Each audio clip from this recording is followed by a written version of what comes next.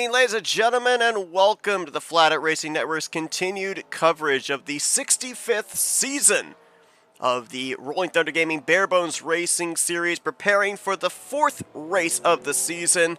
As after our off week during Memorial Day weekend, these drivers now come in rested, rejuvenated, reinvigorated, and they're going to have to tap into every bit of that in preparation for tonight's concrete-based mile and 1/3 long Nashville Super Speedway.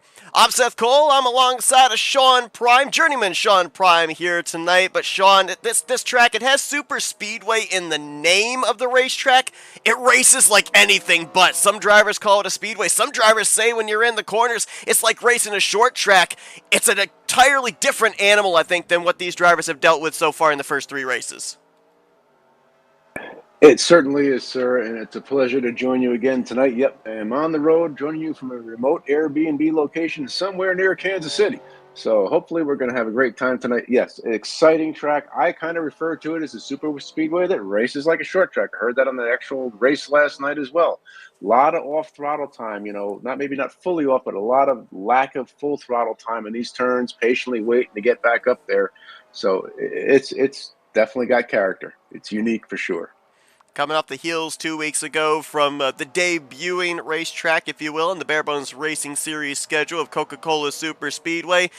Maybe some growing pains in that one. Drivers spending a good portion of that race trying to figure out how to get the bumpers lined up. It's a very difficult track to do something like that, especially in the progressive banking in the corners. But now coming into a track like this, we saw what they were able to do in the season opener at 1.5 miles. We saw the short track racing program. Now maybe a combination of both, put them together here in preparation for this race tonight, because we've been told tire wear's not necessarily going to come into play, but one would have to certainly think on 3X wear, tire heat, and preserving that right front tire for that turnability through the center of the corner. That's going to be the main focus. It will. You have to run this track hard, but you have to keep your mind and eyes on the performance of those tires, because again, it is. You're going to hear me use the word treacherous a lot tonight, Seth, because there are some treacherous elements to this track. There's that lovely marbles and dirt up by the turns that whenever you think you've compensated for it, it sticks out a little farther. It's gotten me many, many times in pit road entry and exit. Are no bargain either. There's access roads both ways, and you've got to be focused on your game. And despite that, the drivers here in the Barebones Series have previously shown well that they had. Last time we raced here, season 62, we only saw the yellow flag one time for 4 laps. So you cannot make mistakes, and we've seen some mistakes here in the past 3 races cost a lot of drivers that are up there inside of our top 5, top 10 in the point standings valuable stage points at the midway portion. Case in point, Jeremy Jeffries, he comes into this race with 2 victories, the season opener and our last time out at Coca-Cola Super Speedway. But where is he sitting in points? 4th. He is currently behind Metallic, Wesley, and Supta, who've been able to cash in on those stage points, and we mentioned it back in the season opener. Wins are great, but those stage points are just as valuable, if not more so, especially when you're trying to get yourself into a playoff position. They are, and our point leader Josh Metallic has did that incredibly well. Did it again at Coca-Cola Speedway and earned points both in the finish itself and at the halfway point. And yet there were definitely some growing pains there at Coca-Cola, but a fun race nonetheless. We saw the yellow flag 9 times, but it didn't feel that way because of that new shortening the cautions thing we've been doing. Saw Jeremy Jeffries go to victory lane, and Mr. John Godfrey running there P2. Dante Ricky completed the podium. It was a great race. Andre Charis turned the fastest lap of the race. Yeah, food drivers, you mentioned John Godfrey, that really got some good runs there at Coca-Cola Super Speedway. Really needed it to get themselves up, at least now into the conversation for a playoff position. Again, for those that aren't familiar with the playoff system here for the Barebones Racing Series, the top 12, regardless of if they've won or not, they would point their way into the playoffs, and then any driver that finds themselves from 13th through 20th with a win, they would get in through a wild card spot, if you will. And for John Godfrey, that runner-up finish, that skyrocketed him through the point stands. I think he was around 26th, 27th in points going into that super speedway race. He's now right on that cut line, right around that 12th position in points, 6 points below it in the 14th position. So it shows early on in the season, especially when the points are all close together, that one good finish can completely change the landscape of what you're shooting for in terms of the regular season and fighting for a spot in the postseason. It most certainly can, and yeah, John had himself a great run there, and looks like he may stand to gain tonight because he's in the pits. And Mr. Jim Gloud, who's sitting right there on the bubble in 12th, he was crisscrossing the country with me this week, so I don't know if Jim's made it back. It does not appear so, but he's on his way. So there's points to be gained there, points to be gained in the Challenger Series as well, sir. Absolutely, as in that battle right now, you've got Bobby Farrell and Cy Jones. They're tied for the points lead. Colin Flick third, but he's only 1 point out. I mean, it is super tight for that, and we could have a decisive points leader in that category at the conclusion of this one. So, in terms of the wins category, we're currently chasing Jeremy Jeffries. In terms of the points lead, we're chasing Josh Metallic. But unlike 2 weeks ago at Coca-Cola Super Speedway, this is not the first time we've been here to Nashville Super Speedway. So based off the previous statistics, is there a driver that kind of stands out to you as the one to watch here tonight that everybody else is going to be gunning for them? Well, I'll tell you, I've pulled up stats from the previous 3 runs here at Nashville, seasons 62, 59, and 56 to be exact. Jovan Anderson's the defending champ from last time we got here. Jovan is not in attendance tonight, but Jeremy Jeffries ran P2 in that race, so I'm seeing him there. Jeff Supta, fastest lap. Josh Metallic, second fastest lap. So you know the names there. I see Denny Carroll's name also up there, posting up on here from season 62. And I think we all know this guy named Wesley. Grant, I think his first name is. He took this thing to victory lane in the 88's machine back in season 59. A race that saw 5 yellow flags, and the season 62 saw 1 yellow flag.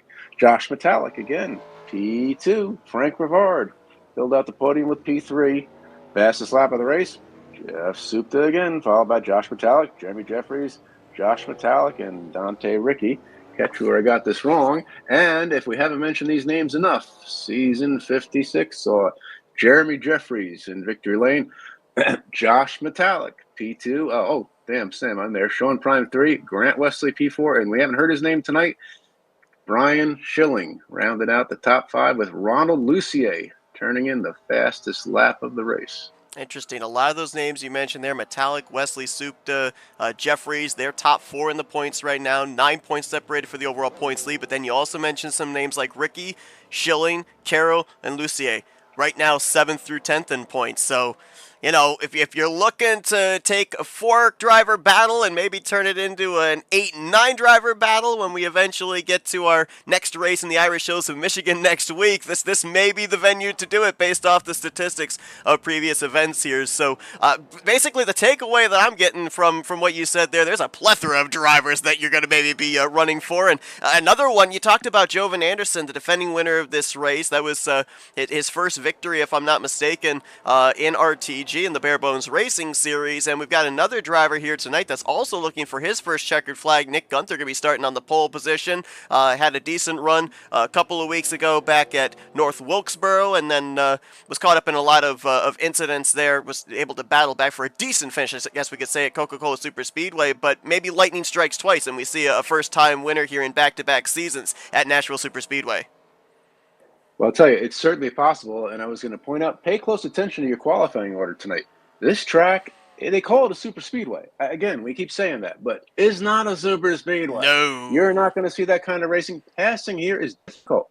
It really is. There's somewhat of a draft dependency to it. You're going to need help. You know, it's preferred to pass on the low line, but you're going to want numbers. So that qualifying order track position is a premium tonight. It will be all night, so pitch strategy could be playing a hand as well. think something I'm going to do after this race, do a little bit of digging, find out why they called it a super speedway. I mean, it's not even a mile and a half in length. It's a mile and a third. So I don't know where they came up with the idea of it being a super speedway, because as we've documented, especially with the concrete surface, it's not even asphalt. It is slippery. When those tires get worn out, it races nothing like what the moniker super speedway is nowadays in terms of your Daytonas, your Talladegas, even going back 2 weeks ago to Coca-Cola Super Speedway. But these drivers are now getting ready to grid up. We've got 28 drivers that are going to take the green flag here tonight, and it is going to be Nick Gunther who is going to line up on the pole position. He is to his outside going to have the two-time winner Jeremy Jeffries, Josh Metallic, who's the points leader coming into tonight. You mentioned his statistics here. He's chasing win number 1 here in season 65. He shares row number 2 with another former winner on the season in Jeff Supta. Row 3, you mentioned another name, Grant Wesley, very good here. He's on the inside of row number 3 with Ron Lucet. Colin Flick, who's in that battle for the Challenger Championship. He will start 7th alongside of Dave Melson, Denny Carroll, and Bob Dixon. They're going to make up the top 10. Kelly Causey, Pat McCarskey, they're back in row 6. Ron Hagelin and Frank Rivard, row 7. Row 8 finds Andre Charest and Dennis McCarthy. Randy Waugh and Glenn Harris will be in row 9. And then your top 20, the last of the drivers that actually lay down a lap time, Bobby Farrell and Cy Jones. Rest of the drivers based off of a random qualifying draw did not set lap times, so row 11 will find Dave Robbins and Jeffrey Elliott. Row 12, Bob LaChance and Brian Schilling. Row 13, Mark Paglia and John Godfrey. And in the final row tonight, Doug Cady and Tom Dixon. We talk about the racetrack. You'll notice as they make their way here, you see that yellow hash mark line. That's the access road for pit lane in the entrance of turn 3, and we heard from Jeremy Jeffries earlier on tonight. Pit road exit, the access road through 1 and 2, exiting out of the back straightaway, is very slick. So yeah, it's tough on the racetrack, but these drivers are going to have to deal with a lot more if they have to make green flag pit stops.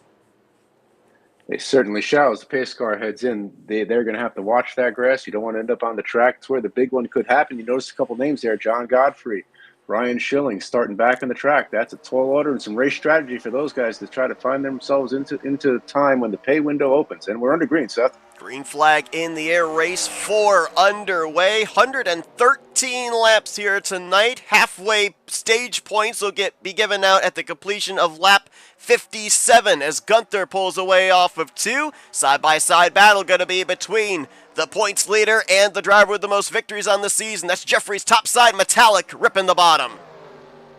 They're side-by-side for second place there with Grant Wesley and Jeff Supta stalking behind. And I see Mr. Dave Robbins. That's Colin Flick, our challenger competitor, who is sitting there in 6th place.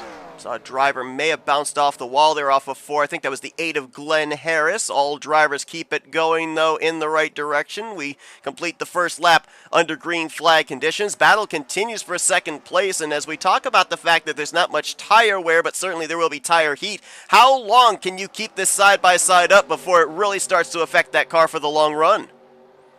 You're not going to want to, and you're going to be looking at your mirror too, because you're going to see who is lined up behind you. If nobody's there, you're going to want to get back in line. And as I'm saying that, they are doing that, sir.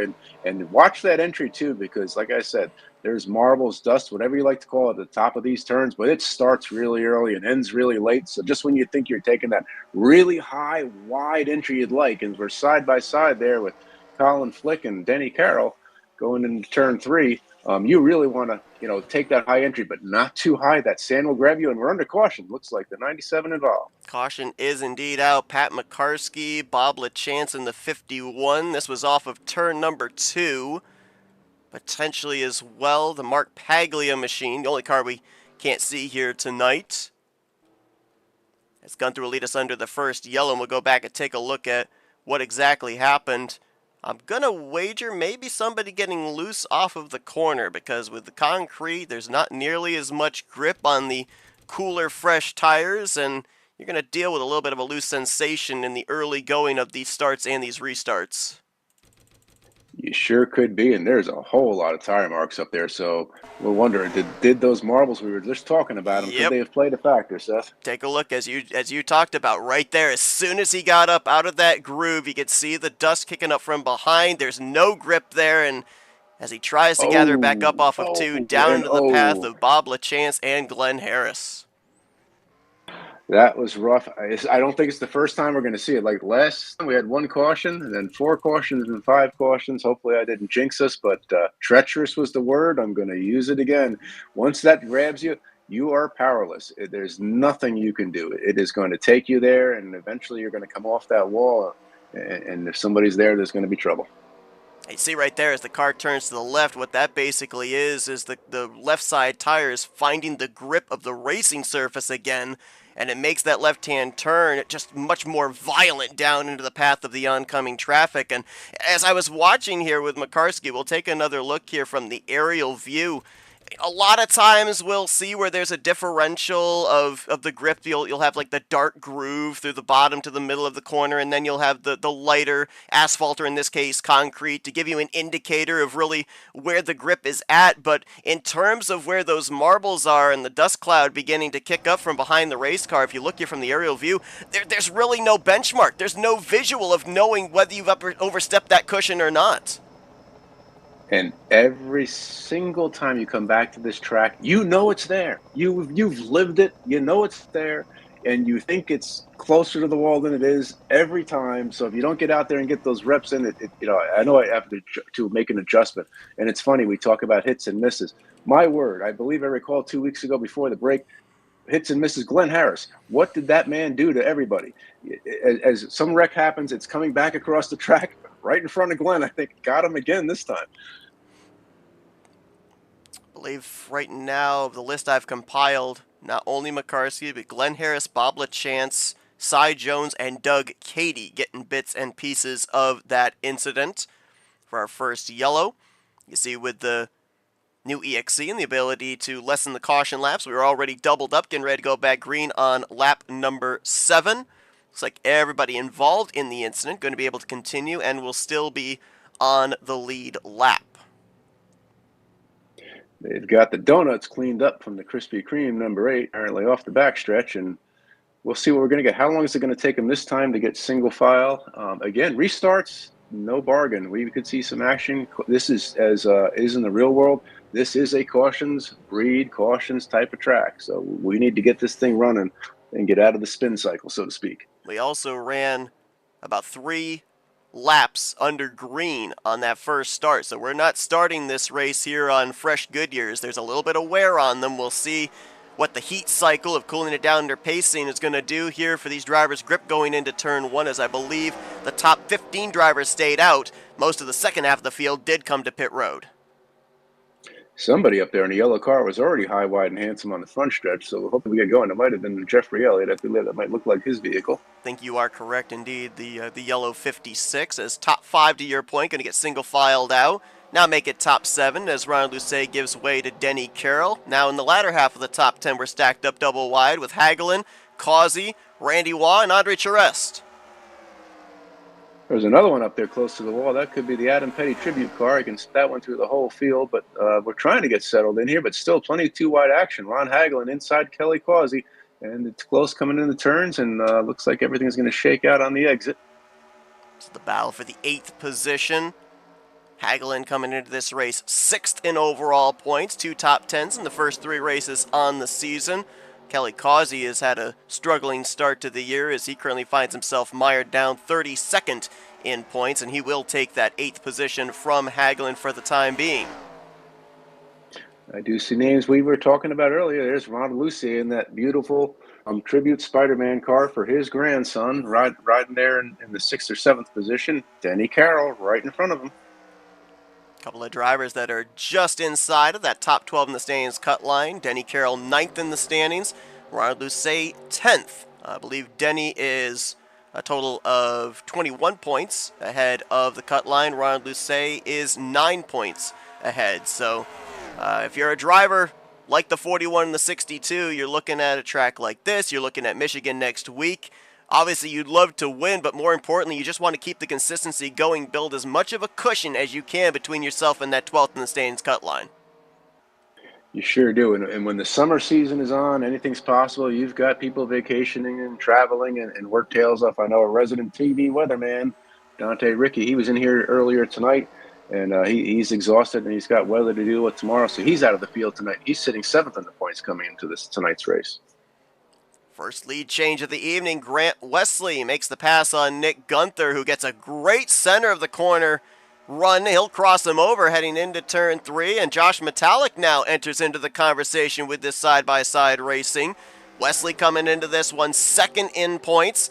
He's one of 4 drivers that have scored a top 10 in the first 3 races this season. The other ones, Supta, Metallic, and Jeffries, your top 4 in the standings, but Wesley's been close on a couple of occasions here this season. Played that tire strategy back at Kansas. I believe he also played a little bit of strategy at North Wilkesboro. Didn't quite pan out for him on both occasions, but he's been in the conversation for checkered flags just about every single race so far here at the start of season 65. He sure has. And you watch Josh Metallic, our point leader there, as Nick and Grant were side by side, deciding where will he lend the draft, but he wasn't ready to charge it in there and run it too hard at his own detriment and let that work out amongst itself. This can be an open the door and everybody kind of dive in kind of track. If you get the leader or the position in front of you up out of the preferred line, the draft can help dictate, and they could line up against you, and you get that sinking feeling going backwards, even on a pseudo short track like this. Last time out at Coca-Cola Super Speedway, we saw Colin Flick with an engine failure that took him out of the race, subsequently lost him the points lead on the challenger side. He's only 1 point back from a tie between Bobby Farrell and Cy Jones. More importantly, though, for Colin Flick, it dropped him to 22nd in the points, as I believe the yellow flag is out for the second time here tonight. And, we got an incident here on the front straightaway. Last week's runner-up finisher, John Godfrey, has been collected up in this as he was in the infield grass, and I don't think he was the only one. Looks like the 7-Eleven was involved. There's another car back there that could be the 96 of Dave Robbins, and it is. I don't know if he was directly involved there or not. Definitely looks like there's some damage to the 7-Eleven machine. The LaJoy seating machine, I believe that is. Ooh. This was actually all the way back on the exit of turn 4. Watch the pink 024 of Dennis McCarthy as well. Contact there between Randy Waugh and John Godfrey, and then McCarthy gets clipped. Yep, it's real tight racing there. It honestly is, Seth, and I see the pinch point got close there, and Randy and John got together, and doesn't look like a whole lot of extra carnage after that. I believe for the most part, everybody got in there. Yeah, I think everybody avoided the 024. He looped it around a couple of times, made some contact with the outside wall, but then I think he got it pointed in the right direction with that oncoming traffic. See how the field kind of split up back there, so it gave that, I guess, third pack a little bit of extra time to woe it up as they entered into the vicinity. And the donuts got by. We salute you, Glenn Harris. This one did not find you. So caution out for the second time here tonight. And I was going to say, we didn't have any of our leaders come down pit road under the first yellow flag. I was more than likely wondering if we were going to see drivers on pit road here after running now about 14 laps under green flag conditions. And there is your answer. All your front runners there. Wesley, Gunther, Metallic, Supta, Jeremy Jeffries all on pit lane. Number 1 pit stall going to pay off for Gunther as he'll win the battle off pit lane against Wesley. Supta, Metallic, and Jeffries look like they're going to be the top 5. Looks like standard 4-tire stops. 2 tires can be in play, but here we're about halfway through a fuel run. I calculated 24 laps on a full tank of fuel. We're running on 3X here, and maybe on fumes with some active saving, you can get 25 out of it. You just got to remember, whatever you're doing, you're going to be under power for this pit entry road because you need to really be on your braking if you've got a pit under green. Looks like Randy Waugh got credited for a lap led. Dennis McCarthy going to stay out. He'll get himself a bonus point as well. More than likely he'll pit the next time by. That should turn the lead over to Gunther, although I believe lights might have actually, the lights actually did go out atop the pace car, so we're going green. So McCarthy's actually going to be the leader, and he'll elect the inside line. Yep, the drivers know this was the second time by, so if you thought it was your incident or anything else like that, this would be your lap, and this is your last chance to get service.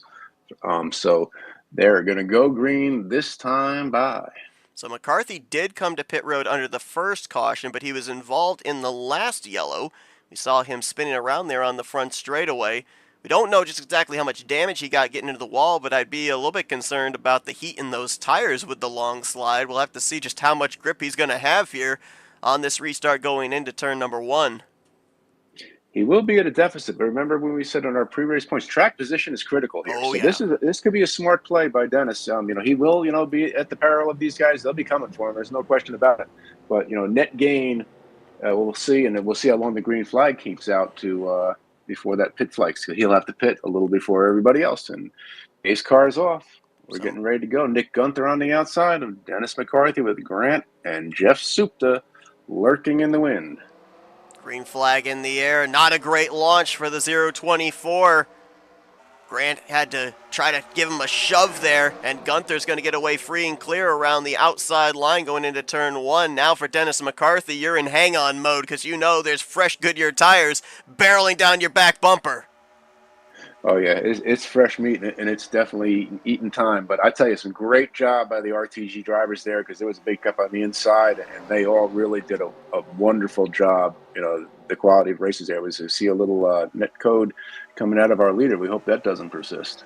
Jeff Supta got an advantage there as well on that outside line. He'll slot into second. Wesley, who is the car behind McCarthy on the restart, now falls back into fourth. He'll cross to the inside now, take third. Colin Flick was another driver who was on the outside line that benefited from that restart. Now he'll move into the top 5. In the 4th position, Metallic will now move into 5th. McCarthy has to be careful here. I see some sand going up, so somebody may be stuck up in the weeds. Jeff has to be careful as he's letting everybody by, not to be getting up in that himself while doing the right thing or helping out his fellow drivers. To your point, somebody was definitely way up the track there through 3 and 4. Kept it going, no matter who it was. We are still under green. Dave Robbins a long ways back here. Same for Tom Dixon, same for Mark Paglia. So it could have been really any of these drivers potentially. And as we normally see, when a driver ends up spinning into the infield grass and we see the dust kick up, when you go up there into that upper groove, and we saw Pat McCarskey overstep that cushion and slide up into the outside wall, it's dirt physics as well, not just visibly but physically, and it will slow the car down. So while you may be able to gather the thing up and maybe not hit the wall, it is going to lose you a lot of track position. It's a great job by these guys to keep the green out, because once you're caught up in there, you've got to be really careful when you come off it and not come across the track, as we saw, with our first caution of the night. And we've got a side-by-side battle for the lead as Jeff Supta's going for it, and he may be stacked on the outside. Grant Wesley now pulls to the back bumper of Gunther. Maybe a little draft there down the long front straightaway, allowing the 055 to edge out ahead again. And look at Wesley able to rip that second groove around the outside. He'll move into the runner-up position. Now Supta having to hold off a double-wide battle behind him. That's Metallic on the bottom, and that's Flick on the outside. Wesley putting the pressure on Gunther again. Those two so far have led the most laps. Gunther has been out in front for a total of 9 laps. Wesley for a total of 5. There's a precious bonus point, 1 point only for the leader of the most laps. So they want to maybe be keeping count here. It's early in the season, but like I said, we've seen the season come down to 2 points after it's all said and done. They've settled that battle for now, it appears. Wesley takes the lead back from Nick Gunther. Right now, Gunther has led 15 laps, so in charge of that bonus point as you talked about, but Wesley looking to eclipse that. Supta now putting the pressure on Gunther for the second position as he'll look to the bottom. Supta trying to join Jeremy Jeffries as a multi-time winner here in the early stages of season 65. Really close race in the apex, and that's why I said the drivers here, they can do it, and they do it so darn well. And they're still side by side here, shaking it out. And we'll see who's going to come out now. You can go low. As you're seeing now, they're stacked up on the bottom. And Jeff may be able to complete this pass using the bottom where we saw the pass going to the high side earlier. And look at them line up. Again, it's like I told you earlier, that the window's open and they're all going to try to get one position at Nick's expense this time. Gunther freight trained on that top side. Now Supta will clear for second. Here's Metallic looking for third. And You look a little further back there, right side of the screen for a brief moment. Brian Schilling starting to enter into the conversation. He was another driver you mentioned that has some pretty good statistics here, and he's had to work his way from the back to the front. He started back in the 24th position. He's had the aid of a couple of these yellows on these restarts to gain some track position, but in 26 laps, he has been able to work his way from outside of the top 20 to now up inside of the top 10. Last time by scored in 8th place. I wonder if he had taken 2 tires on one of those stops. But, it's a good chance not. Brian has been picking them off one at a time, it appears, and just running his line. It's funny. Just when you think that you're at a deficit and you settle in, you become patient. You tend to find a little more luck up as we see somebody moving to the inside. Denny Carroll going on to the inside of our Colin Flick. And I remember a couple of seasons ago that Brian Schilling, I think it was due to work, he would end up coming into the server almost at the last minute. They would extend the practice so that way he could make it. So he was never able to really put down any practice laps, and so he wouldn't put down a qualifying lap. He'd work his way from the back to the front, and I don't know, it kind of seemed like that added a new little play into his playbook, if you will, of knowing how to manage the tires, know how to work his way through traffic, and he's putting it to use again here tonight. I kind of feel like that just makes a driver that is as good as Brian Schilling a little bit more dangerous now, because now he knows how good his car is when he's back in traffic. You analyze that perfectly, and that's probably exactly the case again tonight. We ran the happy hour earlier. I imagine Brian was one of those ones to get in. It's tough for some of these drivers. They work. You hear the stories all the time. What a sim racer will do to not miss a race. Here I am on the side of a random place out by Kansas City, and we're doing the broadcast inside. These guys have done that too, but they want to get home, and we'll do anything we can to within reason to accommodate them. Jeremy Jeffries makes his way around Kelly Causey, moving up into the 8th position. Jeremy, I believe, was another of the drivers like Grant Wesley that was on the inside line for the most recent restart, and it kind of stacked them up, and he lost some position, so he's trying to work his way back forward after he started, I believe it was in the 6th or 7th position on that restart. As now might have a two-car battle here at the front. Wesley was enjoying the advantage he had. Well, it's going to go away because the caution just came out, so everybody will bunch back up here. Third caution of the evening.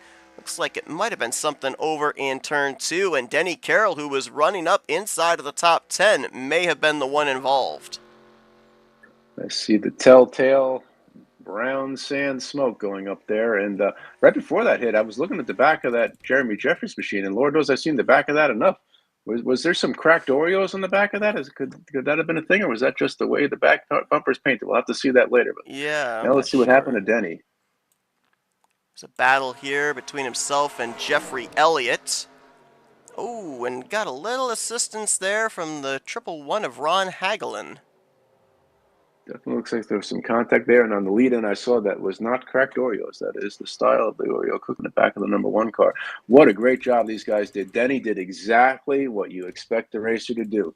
As soon as he was able to do anything with control, he locked that thing down in a safe position to give the drivers the choice to pass him high or low. Hats off to you, Mr. Denny Carroll, for that. It's hard to tell, maybe even here from this angle. We'll go from an aerial shot.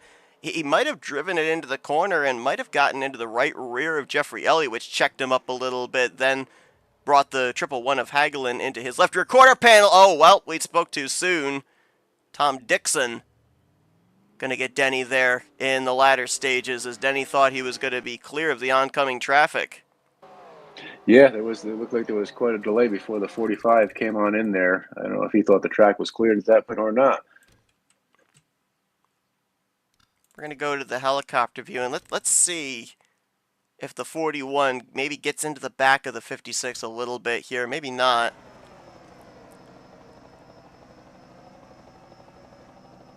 It looks like he thought they were going to make contact, and so he lifted a little bit. Hagelin wasn't ready for that much of a lift. Two of them make some contact. I'll tell you, Seth, it was right at that entry point where that area of debris and marbles starts. It's really high up there by the entrance of the turns. And Denny, being aware of that, and Jeff being aware, sees the checkup. And that, so that was a pretty good checkup. I'm not sure what, how quickly Ron could have reacted there. It looks, almost looks like they did the right thing. It could have been a bigger one. It's pretty close to that outside wall too, was the 41. as he was racing side by side with the 56. And looks like Pat McCarskey going to play some strategy here as we get ready for the restart. He'll stay out, and he will be the one to lead us back to green. Elects the outside line. Nick Gunther and company did come to pit road once again, so Gunther will restart in second. Grant Wesley third, Jeff Supta in fourth, and Colin Flick is going to complete the top five. So we saw a driver on older tires with Dennis McCarthy stay out and choose the inside line on the previous restart. Now the task is going to be for Jeff Supta and all those on the outside line, hoping that McCarskey gets a good jump here on this restart. He will be the control car. I tell you, we always talk about strategy and thoughts here and know how this is going to play out, but we were right at the window for that, the mini pay window, that halfway points for the top 10 to get extra points. If you pitted right now, you're right on the window to make it to that lap 57. It's a great point. And I'm looking to see here. I got to wait for scoring to update. I'd be interested to see if anybody might have come down and topped off the fuel tank here potentially, as we are back green flag racing once again. Looks like we may be going 3 wide, but they thought better of it. We'll see if we get a little bit of a checkup here. But they're getting going pretty clean, and we are going to have Nick Gunther taking off and getting away here for a second. Gunther gets away. Wesley moves into second place. Colin Flick, rather, looking to take third position. Yeah, I'm with you. It's kind of tough. I remember Dave Robbins running a scheme very similar to that color. So yeah, with them both being 95, 96, I'm the same way. Almost wondering if that might be Dave, but no, that is indeed Colin Flick. Now looking for that third position, and Supta in the fifth spot. Forgive me while I catch my breath there. The 95 Colin Flick caught the apron there, and what a job. What a display of driving. Jeff Supta was 6 ways to crossed up, and everybody behind him. That was an incident that never happened. That was a great heads-up driving, everybody there. McCarskey doing a pretty good job there on old tires, hanging on. Granted, he's taking the longer way around the racetrack. He's getting freight trained, but he's not free-falling through the field as quickly as one would probably think. He's now battling with Schilling for what would be 7th. Now he'll fall back into a battle for 8th with Ronald Lucet. Yeah, he's managing it all well, but these guys, they all know he's at the deficit, so I wouldn't be surprised to see one by one then they're all going to line up and Pat's going to find himself back where he started. Well, we've seen Grant Wesley be able to complete the pass on Nick Gunther twice. He's looking for a third time here as he closes up on the back bumper of the Mazda. Colin Flick, a great run here tonight. He's been up in the top 10 the entirety of this race. And, we talked about Nick Gunther as a potential driver to make it a first-time winner in back-to-back seasons here at this venue. Colin Flick, throw his name into the hat, maybe looking for his first career win as well, as he's currently capping off the podium. I tell you, Colin is hanging tough. Even after that episode of catching the apron there, he's hanging right in, and he's right in the lead draft, and perhaps even looking now that they may make a move on Grant Wesley, but he's got to check his mirror and see if he's got somebody to help him get by if he's going to try to make that move right now. Nick Gunther, again, this is almost our qualifying lineup. Nick and Colin had a good qualifying lap up there as well. Throw a blanket over the top for us. Now Supta will show the nose to the inside, going into 3 for the third position. Jeremy Jeffries, much better restart for him, as now he's in the 5th position with Brian Schilling and Ronald Lucet looking on. That is 5th through 7th. Then a bit of a gap back to Andre Charest and Kelly Causey. Another driver that we really haven't talked a whole lot about here tonight that is starting to make his way up towards the top 10 is that 038 Wendy's machine of Dave Melson, who comes into this race 5th in the point standings. Dave started this race from the 8th spot, but we really haven't mentioned his name hardly at all tonight. So he kind of faded back there in the early going of this race and is now trying to progress his way back forward. Yep, he's exercising the word I haven't used on here that's on my note list is patience. And when you talk about short tracks, again, not a super speedway, we often think of Dave Melson in that conversation.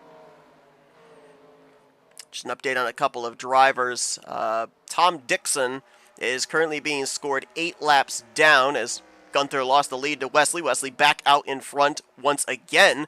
Not certain if the 45 is sitting on pit road or if he is officially out of this race or not. I believe he is actually out of this race. Scoring's just not showing him as retired. And Dave Robbins a couple of laps ago came to pit lane and he has retired out of the race as well. So that leaves us with 26 of our original 28 drivers running, all on the lead lap right now. And I'm looking at the lap times here, Sean, and you talked about us being right on the window of maybe being able to make it to that halfway point at lap 57 when those stage points are given out, and I'm only seeing about maybe a tenth and a half to 2/10 of fall off from the fastest lap these drivers are putting out. Is that enough of a back down of the pace, do you think, to save enough to get to that halfway point? Well, we said 24 laps for sure. In 25, if you did some active saving, Grant's not saving at all. These guys are racing it, and they're thinking about now, hey, lap 57 is not all that far away. They're also thinking the lap counters flip back to Grant. But some of these guys have yet to lead a lap. Don't forget, it's hard to pass here. Track position kind of rules. If Jeff or one of these guys sees the opportunity here to snatch one lap lead, to get that 1 point in their column, you see that they may do that because I see Jeremy's getting up there too. And as we're talking, we've got a battle going on back there with Dave Nelson, the aforementioned Dave Nelson. Yeah, Frank Rivard, Kelly Causey in this as well. They've all lost touch with the top 7. This is 8th place on back battling, and we talk about the importance of stage points, but here tonight, talking about the importance of track position, let me throw out a scenario for you. If you're a driver that's currently sitting pretty in the point stands right now, like a Josh Metallic, a Jeff Supta, a Grant Wesley, even Jeremy Jeffries, who's got 2 wins in the bank, if you are like right on that number and you're not 100% certain that you're going to be able to complete that 57th lap before having to come to pit road, would track position trump stage points in this race particularly? Because as we continue to see the lap times tick away and the tire fall off, not necessarily the tire fall off, but the lap times start to decrease in terms of the amount of speed they're able to carry, the undercut could be such a powerful thing to gain you track position for the second half of this race. Do you think this would be one of those rare scenarios with this type of racetrack where you would actually forego the stage points to hopefully have the track position cycle around in your favor?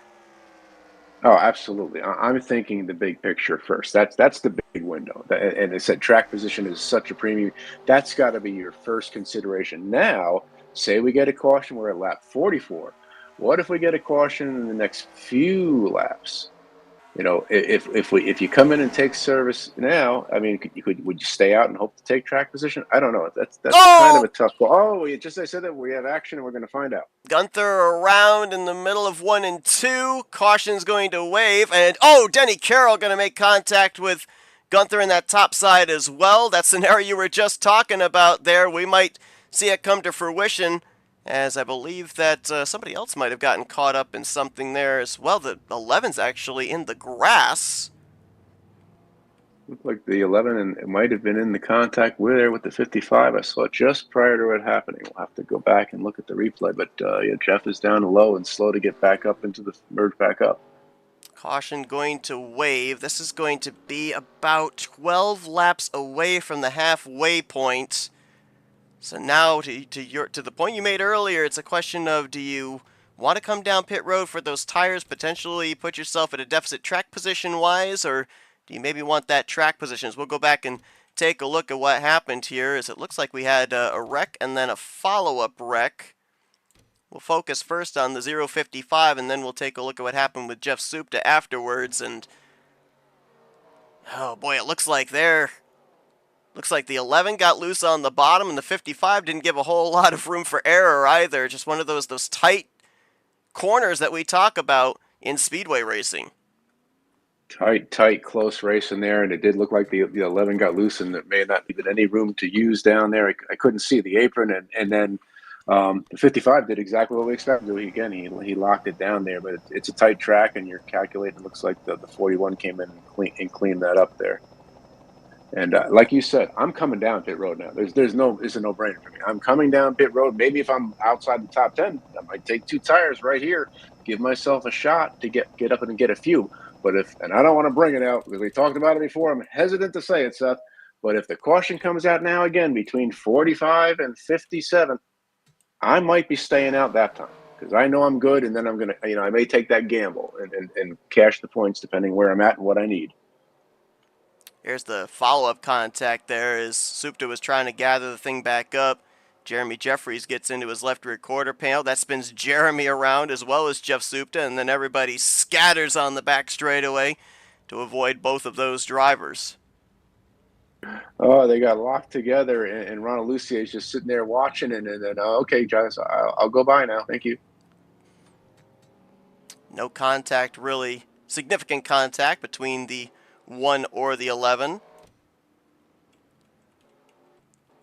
Action on pit road. Do we have anybody stand out? Now, I didn't see Josh Metallic, our point leader, up in that last battle. Had he had perhaps a pit road penalty or something? I see he's sitting right there, right around the top 10. Yeah, I noticed that as well, that he had lost a ton of track position. Now, nothing popped up on my scoring as far as a black flag, but certainly one would have to assume he probably did get one and had to take the EOL penalty. So Josh having to fight back after spending a good portion of the beginning of this race up there inside of the top 5. Looks like he's going to restart on the inside of row number 3. And everybody did come down pit road. Now, one driver that this actually benefited, we saw Pat McCarskey stay out and lead us to green on the last restart. He, under that green flag run, then came down pit road, made a 4-tire stop, fell a lap down, and was actually in danger of falling a second lap down to then leader Grant Wesley. Caution came out. He's going to actually get the lucky dog and be back on the lead lap. So that was a very timely yellow for driver 197.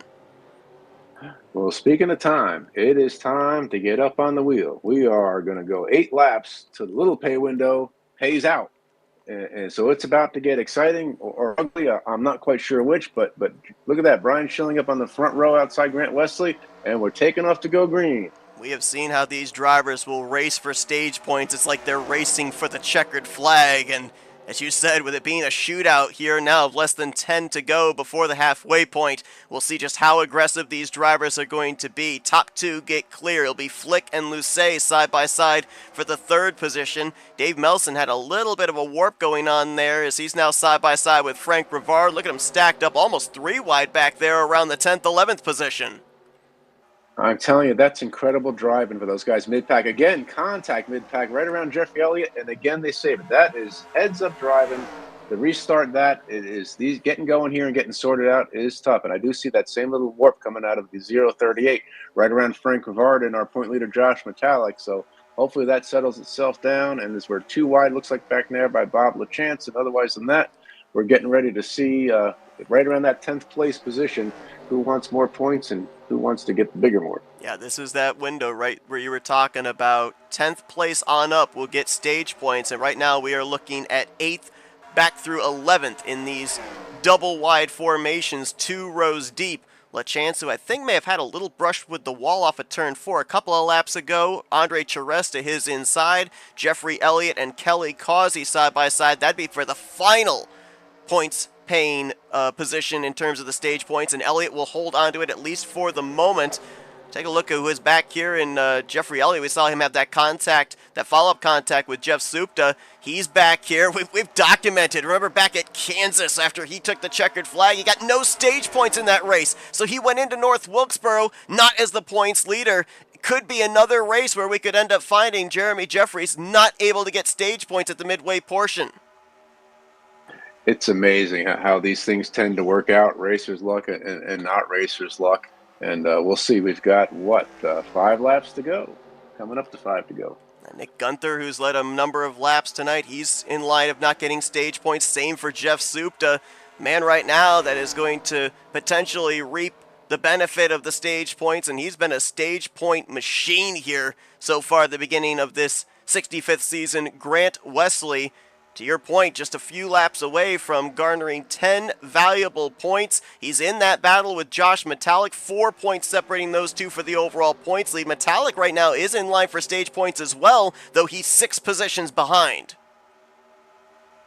Yep, and we saw Jeff Supta get involved in another incident. He could be at the outside looking in. He's sitting 3rd place in points.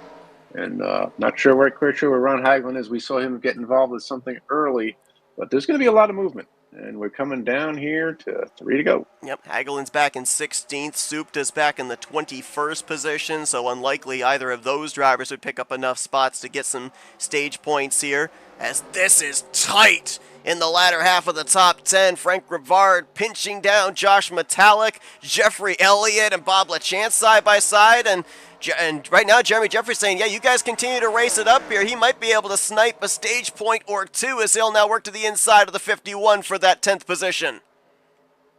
That is hard work Josh Metallic has put in there to try to get by and get one more position there, and it's still not settled as of yet.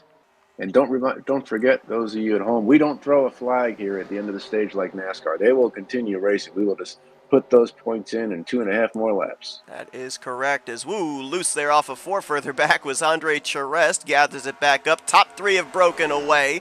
4th place on back is what we're looking at right now. Jeremy Jeffrey is looking to the inside of Jeffrey Elliott. That, I believe, would be for the 8th position as Jeremy continues to try to march his way further forward here inside of the top 10. Looking for another point, if you will. Oh, car on the apron up ahead there. Colin Flick might have gotten pinched down there by Dave Melson. That lost him momentum through 3 and 4. Here comes Metallic looking for the spot inside of the top 5 as the proverbial white flag is in the air here for this stage. And Grant Wesley, he doesn't have that much of a cushion. It's less than half a car length to Brian Schilling. Brian Schilling's thinking maybe he may take a look here as we go down the backstretch to get a run into turn 3 and 4. But it may be a little too far to get it done here. They may be content to take the most points rather than risking going all the way to the back, and we'll see what settles out behind them. Grant Wesley off of 4. He will take 10 valuable points as he'll win the stage. Schilling crosses 2nd. How about Ron Lucey? He'll garner 8 points in 3rd. Dave Melson crosses in 4th. Colin Flick, I believe, may have held off. No, he did not. Metallic actually got the 5th position.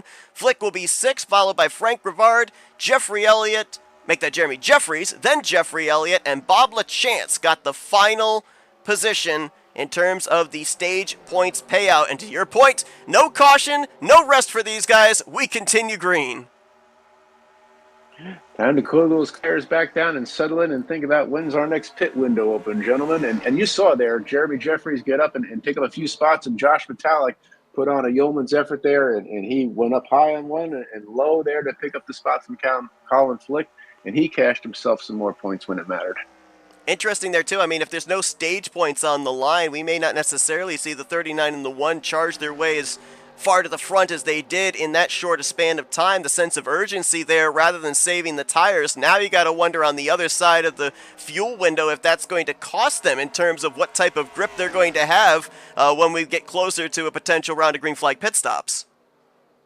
Well, I think Josh is exceptionally happy to see a gap now behind him and up him. He's not under too much pressure. He can try to settle that down and stay in the draft in front of him and try to close that gap up to, I believe, Ronald Lucier, who's sitting in 3rd, and regain everything. It looks like that seems to be the order of the moment.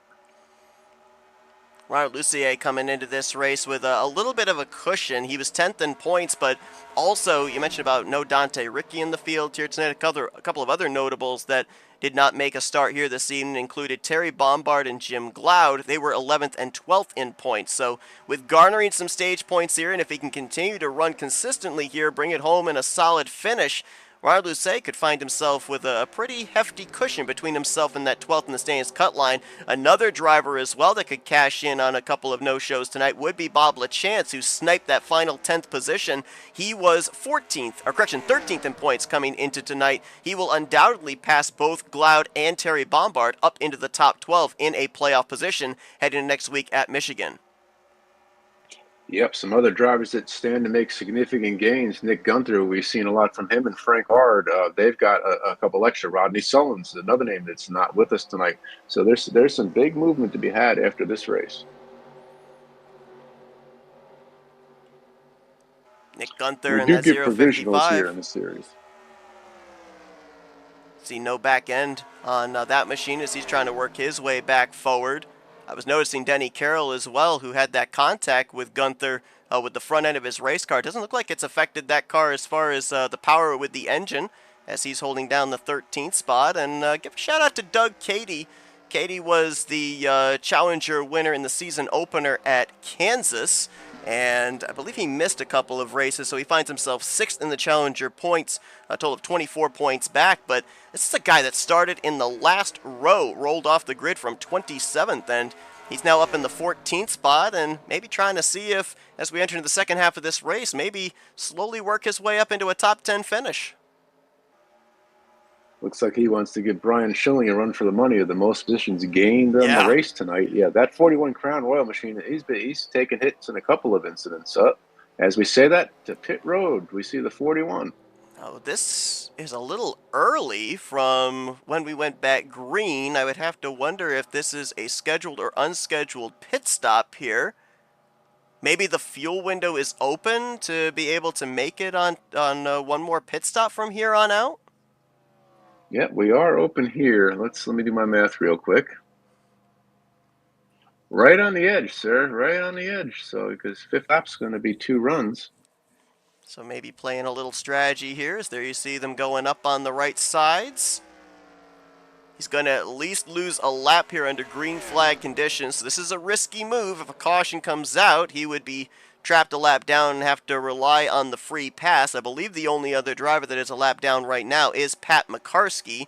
And correct me if I'm wrong, I believe 2 drivers get the free pass here in the Barebones Racing Series as well. So both would be in line for lucky dogs.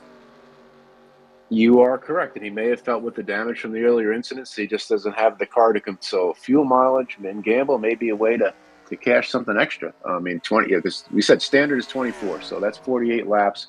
That's where he pitted. So you have to wonder if anybody else might try going with that type of a strategy here, specifically drivers back in the latter half of the top 10 to maybe down to the 20th position. As this battle for the lead continues to stay about 3 to 4 car lengths. Jeremy Jeffries is on the move, though. He crossed the line, completing the halfway point in the 8th position. He has since then gained another 5 spots. He just jumped past Josh Metallic to the 3rd position. And I remember asking Jeremy after his second win of the season back at Coca-Cola, what does having multiple wins, knowing you're locked into the postseason, what does that do for your confidence level, your aggression level going into future races? And he says, yeah, I'm going to be going for the win each and every week. We're seeing that out of just how strong this Oreo Chevrolet is here on the long run. And we saw Josh have to vigorously fight to gain a couple positions there coming to the stage point bonus awards. And he may be content now to let Jeremy go ahead and he'll ride Jeremy's toe and see if they can work together and ride up to the next position ahead, which I believe would be Brian Schilling at this point.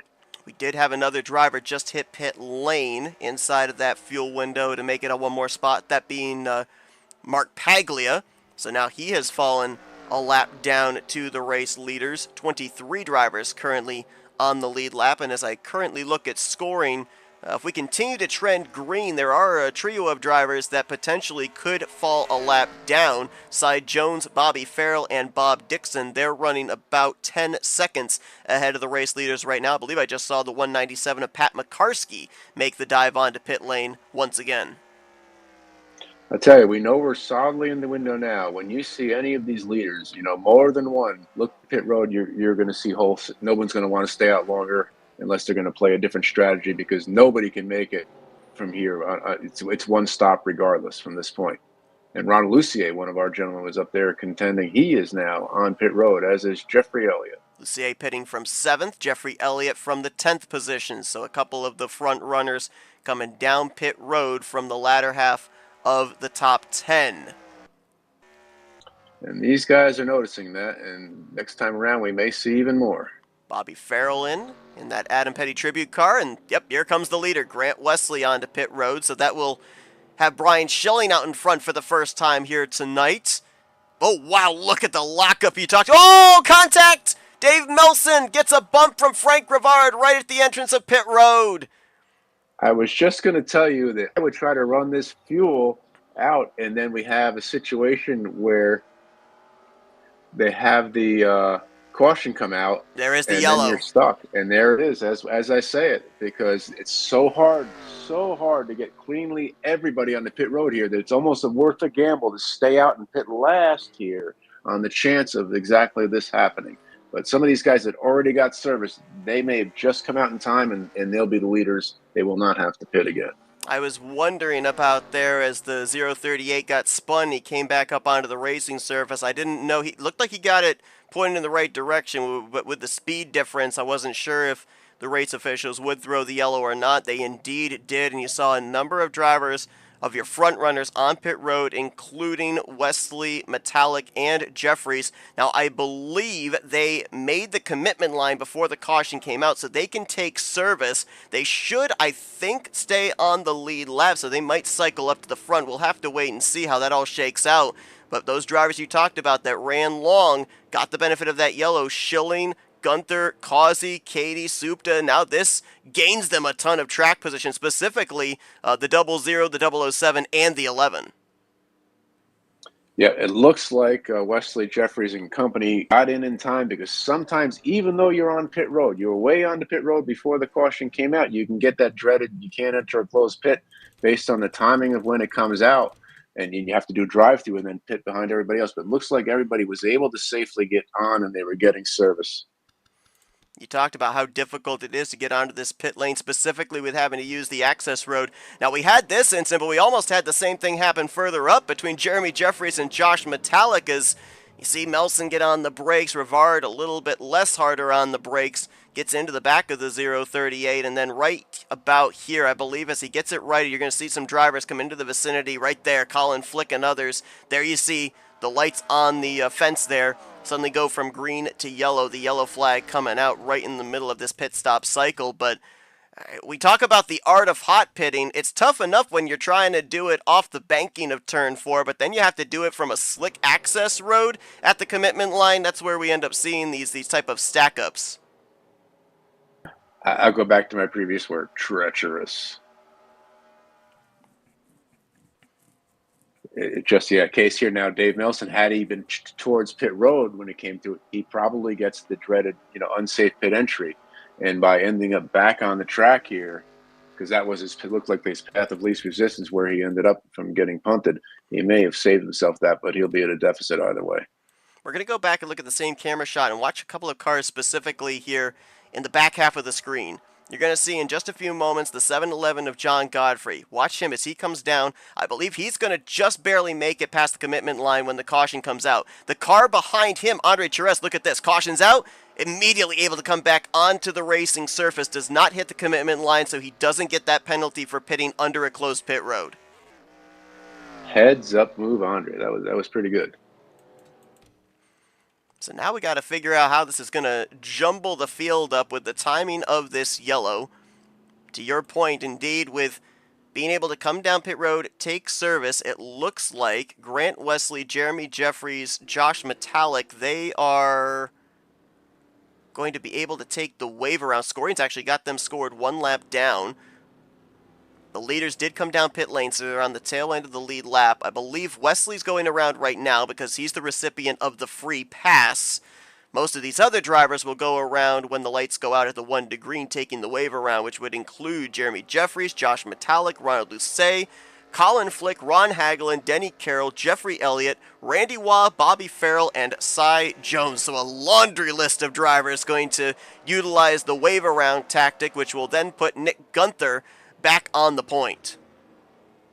And that strategy does indeed, as we were talking about before, about staying out, is out to work out for Nick and for Ryan Schilling, as we were talking about. So it's not a big deal for the rest of them. They did get caught on the tail end of the lead lap. They'll be around, and we'll probably be seeing them shortly enough. Lights are out. We'll be going to green this time. You cannot make it from here. So there's more strategy to be played. If we get into another green run like we did, we could come into that situation of 2 tires, a can. We're right working on that window, but we've got to get there first, Seth. And we've got the 55 is going to be the control car. We know he's got damage. We can see he's missing the back end, but we're on moderate, so he should be up there. But leading the pack, I'm not quite sure. Yeah, at the time of the caution, he had worked his way up into the latter half of the top 10. And was running, I believe, in the 3rd position at the time that the caution flew. He'll have Brian Schilling to his outside. Jeff Supta's back up in the conversation now with that timely yellow. He's 3rd with Kelly Causey and Doug Cady. The rest of the top 5. We got a spinner in the back. Not sure if that's going to wave off the green or not. Nope, looks like we are going to go back green. It was Jeffrey Elliott at the tail end of the field that got looped around on the exit of turn 4, but we stay green nonetheless. That's going to be a tough pick for Jeffrey as we get going. And Nick Gunther looks like he's going to clear Brian Schilling up. Not as I spoke too soon. Schilling powers around on the outside and gets a run down the backstretch. We're going to be side by side going into 3 and 4 with Jeff Supta and Kelly Causey now riding up in 4th place. We've seen a lot of drivers be able to utilize that outside line on fresh tires on restarts. Schilling trying to do just that. Jeff Supta going to jump up there as well, trying to take advantage of the potentially wounded race car of Nick Gunther. Schilling, little wide there through the center. You saw the back end squirrely, trying to power it down. Almost contact between the two off the second corner. And Supta's trying to figure out, where do I go? I'm boxed in right now. Do I want to go high? Do I want to go low? What options do I have? Boy, that almost looked like contact as they all watch on, and Doug Cady is now in your position as the challenger leader as we're going towards the start-finish line. In single file, they're going to fall in. Gunther now will slot to second, Supta into third, as Schilling back out in front. Schilling had only led 2 laps prior to that caution waving after Grant Wesley gave up the top position, but talked about Schilling starting out back. He's now up here at the front of the pack, and you brought up the great point there about that fuel window as well. We saw a number of drivers kind of come down when the window was open to be able to make it a one more stop. They're still going to have to come to pit road, but now the number is not quite as clear. The strategy for all these drivers might be a little bit more foggy and might be a lot more different than what we saw originally before that yellow flag came out. 36 laps to go when we took green. So 24 and 36, that's exactly splitting the run right there. 12 additional laps. Will you take that 1 can and 2 tires? I'm thinking that's going to be my order if we stay green. Doug Cady now to the top side there, really wide off of 4, might have kissed the wall there on the exit. Same for Glenn Harris a little further back. It's going to lose him a little bit of momentum. Melson will move by for 5th, Wesley into 6th, and now Cady will slot into the 7th position. Andre Charest, we saw that heads-up move by him there at the timing of that yellow, avoiding getting a penalty coming down a closed pit road. He's now trying to hold off Frank Rivard, having a solid run in that Ford Mustang. P8 right now for him. When you get to this stage of the race and you see them single file, when you see the chance a run generate to get a move, you've got to be decisive. As we see Frank Rivard doing just that. He had a big run, and he's going to take it to the inside and clear the 75. If you get battling side by side now, they're going to lose touch with the positions ahead of him, and he may gain 1 spot, but a lot others. So when you make your move now, you want to be decisive. You want to have at least the belief that you can clear that car in short order and not get into a prolonged side-by-side battle, wear the tires, and lose touch with the positions around you. How about this? Grant Wesley has been out in front for 45 laps. He got the free pass under that yellow, but it's taken him now 83 laps to lay down his fastest lap of the race. He just ran a 31.070. Oh, trouble ahead! Kelly Carsey might have had contact with Jeff Supta right in front of the field, and hopefully everybody's going to be able to avoid him. There might have been some further contact up here in turn 2. Randy Waugh may have gotten spun around, but that could have been a lot worse. Another incident up inside of the top 5, going to bring out the 6th caution of the evening. I cannot tell you enough. We have made a point of emphasis after this season has begun to remind drivers that once an incident's you're involved in one, to get it to a safe place and lock it down, and so the drivers behind you have an idea of where to go and to hold it there until they get by. Again, excellent job, Kelly Causey. We're sorry you were involved in an incident, but you heads up racing, heads up, thinking all the way through. We were focused on Grant Wesley, so we didn't see exactly how this all culminated. Let's take a look. Is Causey going to try and make a move there? Oh, yeah, just... It's your typical speedway racing, right? You enter into the corner one way, you go through the center of the corner one way, somebody else in front of you or behind you is doing something slightly different, and invariably, you usually always seem to want that same little piece of real estate. In the center of these turns, we talked about it earlier, it's not on the throttle, off the throttle. It's off the throttle, drag some brake, and pick it up a little, try to carry and roll the center. And everybody does that at a different rate based on where they set out on entry. And it looks like just happened there. Jeff had to check up a little more getting back into throttle because the off throttle time before you can get full it's great here in the turns. And it just, Kelly had to react, and it was just not enough time. Maybe one of the biggest questions that will kind of be scratching her head about here. How in the world is Soup to save it? I mean, watch how sideways this car is. Watch the rear tires as he works the brake to get the nose pointed back the right direction. I mean, that car's wrecked. Masterful. We know Jeff Supta is a master at everything. We've seen guys, and Jeff especially, make crazy saves. That could have been so much worse. I see. It looks like Randy Waugh there in the back tail end of that.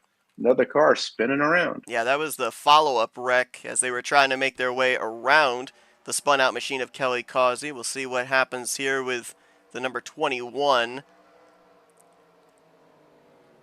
Looks like he's going to get some help from behind by Colin Flick in the 95. Sends him around for a little 360 and able to continue on. Yeah, that's different reactions to seeing what's in front of you, whether you had the visibility or saw the smoke, whatnot. Different times to check up. Looks like Bobby Farrell here under this caution period, staying out, so he gets himself a lap-led bonus point. Number of drivers on pit lane here. Interesting timing again. Oh, yeah. You're not in the window, but another caution. Do you stay out and risk the track position again? Track position, so important here. Interesting to see. It will right here because we're at the window, but we're not in the window. And you talked about on that final pit stop, if it's under green, potential two-tire pit stop. I feel like as we get closer and closer to that window here of having just maybe a few laps on the final run to the checkered flag, if indeed we have that pit stop under green, I think more and more drivers are now going to start to enter into that particular play of going with the right sides only on a green flag pit stop, because they won't have to spend nearly as much time on pit road for fuel. Not at all. And I tell you, gun pit road access, I see two cars there. If I'm in the back, near the back, not having the race I want, not feeling like I have the car that I want, I'm topping off here. You never know. I'm topping off here. Saw a number of drivers under the caution prior to this one ran long on that green flag run, and they benefited in terms of track position with the timing of that caution. We do have a little bit of a further update with the incident involving Jeffrey Elliott on the previous restart. Looks like he may have actually blown a gear, and he actually retired out of the race with an engine gearbox problem. So he, Pat McCarskey, Dave Robbins, and Tom Dixon are the four drivers currently behind the wall. You saw a couple of drivers get their laps back there with Denny Carroll, and I believe John Godfrey was the other one. They will be back on the lead lap. 24 drivers running now, and 21 of them will be on the lead lap. A couple of drivers that I was going to document that took the wave around under that yellow and were kind of mired back in traffic. This brings them back into the conversation. Jeremy Jeffries and Josh Metallic going to line up on the insides of rows 4 and 5 behind Grant Wesley, who got the free pass under the previous caution. So some of those front runners that we had in the first 15, 20, 25 laps of this race, they're back up here in the hunt as we start to approach 30 laps to go. 2 laps short here plus the caution laps. So you start saving if you're not racing. 2 laps short here plus the caution laps to make it to the end. And they're under green. Nick Gunther, a better restart this time, but he will not be able to cut off Brian Schilling's access to that outside line. Schilling stays to the right rear quarter panel, as I believe the yellow flag may be waving once again. 7th caution of the evening here. And we just continue to push that fuel window. Yep, this will get them there. These caution laps, if you want to stay out and weigh that track position, I mean, we didn't wear anywhere, so I don't expect to see anybody on pit road. It looks like as we're looking. Save it, Ron. He did. Hagelin might be parking it there. I'm not sure. Mark Paglia quite a ways back as well. We'll try and figure out what it was that brought out this yellow. We've normally had some pretty good indicators, whether it be smoke or dust in a particular corner. Didn't see anything there as the leaders were coming through, and looks like Ron may have gone up into those marbles here through 1 and 2 on this restart. I've done it myself. Yep, right there. You get up on the entry, and next thing you know, you're kind of stuck. Once you get into the brown, and just as you came off that, yep, Mark Paglia making his season debut. He got caught up.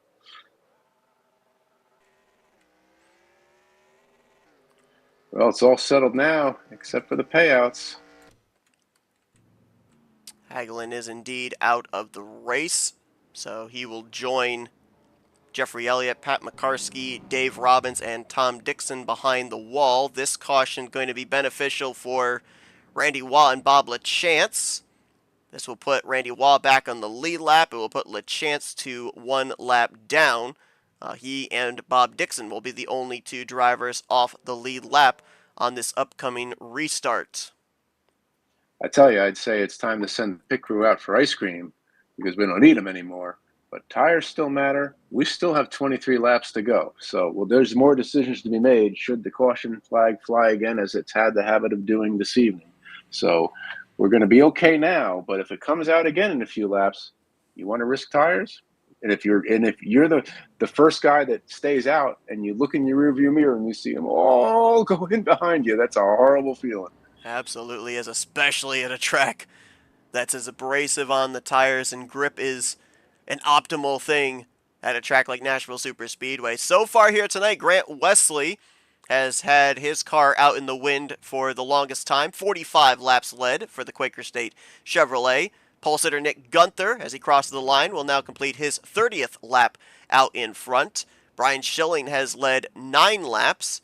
Pat McCarskey's been out in front for 2 laps, and then the only other drivers to lead have all led for 1 lap apiece. That would be Bobby Farrell, Dennis McCarthy, Randy Waugh, and Ron Hagelin. So they've been a little bit stingy here tonight in terms of race lead, in terms of who's been out in that optimal clean air, and we'll have to see if anybody that still has a 0 in that lap-led column might have something to say about it here in the closing stages. Fastest lap of the evening so far, a 31.058 by Colin Flick, who has had a really strong run here this evening. He got bit a little bit there on the timing of that caution with the green flag pit stop, so now he's mired back outside the top 15 in the 18th position, but I believe he's kind of one of those drivers that adhered to the strategy you were talking about, coming down, topping off the fuel tank, so he may be still in the conversation for a good finish here tonight, yet after starting this race, first half of this race,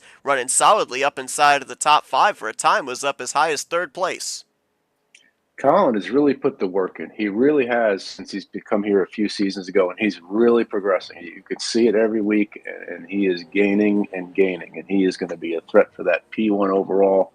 Before you know it, he was looking at that there tonight. Now, so Nick Gunther is the only person remaining who can challenge Grant Wesley for that 1 point for the most laps led. But guess what? Nick Gunther is your leader, and he's tallying one every time we go by. So that's to be settled between those two guys as we get going on here with the lights out. Can we keep it green from this point on? Will we see all these strategies pay out? Brian Schilling started in the rear, sitting in P2 right now. Dave Melson in P3. And then we have some of the usual suspects, including our point leader, Josh Metallic, who looks like he's sitting back there in about 8th. Yeah, I love when we see up here the 4 and the 038 who had kind of faded back. Even the 35, Frank Rivard now up here inside of the top 10, going to restart in 6th. You talked about that word patience, and those have been drivers that have had to really exemplify that here in this race. We've not mentioned them all that much first half of this race, and that's not necessarily a bad thing. It's meant that they've kept it quiet, kept it out of trouble, and been able to work their way forward, and now they're up here with a chance of maybe taking this checkered flag here tonight, solidifying themselves a spot in this season's playoffs. This green flag back in the air, lap 93 on the board, so next time by it'll be 20 laps to go here at Nashville Superspeedway. Well, I'm not trying to beat these guys' racecraft. I'm saluting these guys' racecraft. And we're going to see something here where we see the 038 breaking into the first turn with a little bit of internet warp, so we hope that doesn't continue. Single file as they sort out here for the moment. Nick Gunther logs another lap, and as I say that, the 038's having that little bit of a connection issue again as Grant Wesley heads to the outside. Grant Wesley being brave there with that side-by-side out of the 038, because there's nothing to save Wesley from the outside wall if the 038 is into his left rear quarter panel. Trying to clear for the 3rd position. He might be able to do so through the center of 1 and 2. He does clear into the 3rd spot, and that was, out of the last 3 restarts, the best restart Nick Gunther got, because he was able to hold off Schilling from getting to his right rear. Schilling, though, going to look to the bottom here going into turn 3. Wesley's going to take it 3 wide. Contact! Wesley up and into the wall. He's going to try to save it, but the darn marble's going to get him and Oh, go around, and no! hard contact in is Dennis McCarthy and Randy Waugh come piling in. Well, they were trying to take advantage there of the potential aero damage on the 055. After shilling through the dive to the inside, Wesley tried the top. There just wasn't enough room. Contact was made, and Wesley, unfortunately, up into the outside wall. And then, to your point, it got worse as there was further contact between Randy Waugh and Dennis McCarthy, and that slid them up into the path of the 88. I was just about to say it is go time, and when you see the internet action of a competitor around you, it makes getting by all that more urgent. And but once they did, there was an opportunity to continue going on. It looks like our top three. We'll have to wait and see what this looked like. You see there, Gunther tries to throw the block on Schilling. Neither one have that great of an entry into three, and Wesley thought he could rip that middle groove that we've seen him utilize here on these restarts. Unfortunately, as he got into the back of Gunther, that shoots him up into those marbles, and you could see he probably would have been okay if it was just a single car incident, but then as drivers were checking up and trying to avoid him, McCarthy slides up into him, further contact, and I don't know, but I mean, at least in terms of track position, that certainly takes Grant out of the conversation for this win. We'll have to see if the power is still under the hood for him to be able to work his way back forward after this point, leading the most laps here tonight. Dennis McCarthy came sliding in there like a hockey player coming up to the goalie, spraying ice, but he was looked like he was being a hood ornament on the 21. So we have to see how Dennis got sideways coming in, probably checking up. Oh, right there, as we see it coming in, he's sideways and on the nose of the 21. We'll drop back and take a look at the 024 as he was trying to check up for the incident. Looks like he was actually to the inside of Colin Flick as well at the time. Everybody's trying to gain there. position time. Yeah, the same thing we saw earlier, I think, out of the 11. When you get down near that apron, there's a little bit of looseness there, and just enough twitch when you're close racing beside you was enough to send him up. So I know obviously they knew the incident was occurring up ahead, but I'm not necessarily certain that this was a checkup in relation to the incident. I think Dennis just had his hands full as he was trying to pick up a position on Colin Flick.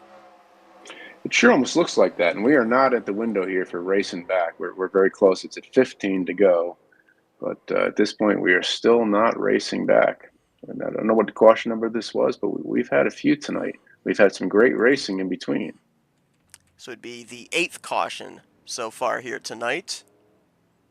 So we'll break the trend after 1, 4, and 5, the last three. But when you get this many guys together, we've seen so many quality saves and moves. It's amazing.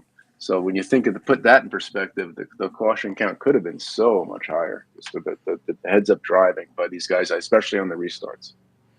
So with it being frozen field at the time the yellow came out, Brian Schilling did manage to have his nose out in front of Nick Gunther, so he'll be the control car, the leader, when we go back green over Gunther. Supta, Melson, and Jeffries going to be the top 5. These drivers duking out here tonight in preparation for the 2-mile speedway / super speedway, depending on how you want to look at it. As we will next Monday night be in the Irish Hills in Brooklyn, Michigan, at the Michigan International Speedway. And after a 2-week hiatus here on FRN, on Thursday night, we'll be continuing our coverage of Season 65 of the Talladega Challenge Series. The 2 most recent winners that, unfortunately, we weren't there to see them take their checkered flags. A couple of former champions of that series. 2 weeks ago was Tim Nofsker. Most recently, Jeremy Jeffries, locking themselves up spots in the playoffs in that series. And we will look to see if maybe we will go 5 for 5 in a different driver going to victory lane Thursday night at 9 p.m.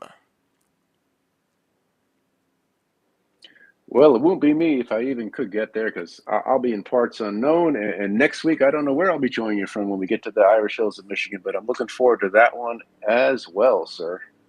And if you've got a quick sec as we come around to green, I'll hit the highlights for the RTG week of racing for this week. Go for it. Tuesday night, we've got our iRacing group. We're going to be at the Phoenix Open Dogleg in the free content ARCA cars. That's the legacy ARCAs. Wednesday night, the Aero 88 series is going to bring us to Riverside, the 1970 edition, where we'll be turning right and left. And on the Talladega Challenge, I believe we are back to Talladega V3 for Thursday night. Pace car is off. 16 laps to go. 15 laps to go as we take the green here, sir. That outside wall on the hairpin at Riverside and I are on a first-name basis. We've met several times. I love that first turn. And we still see the internet warp out of the 038. So everybody's going to be trying to get away from him as if he's got the cooties.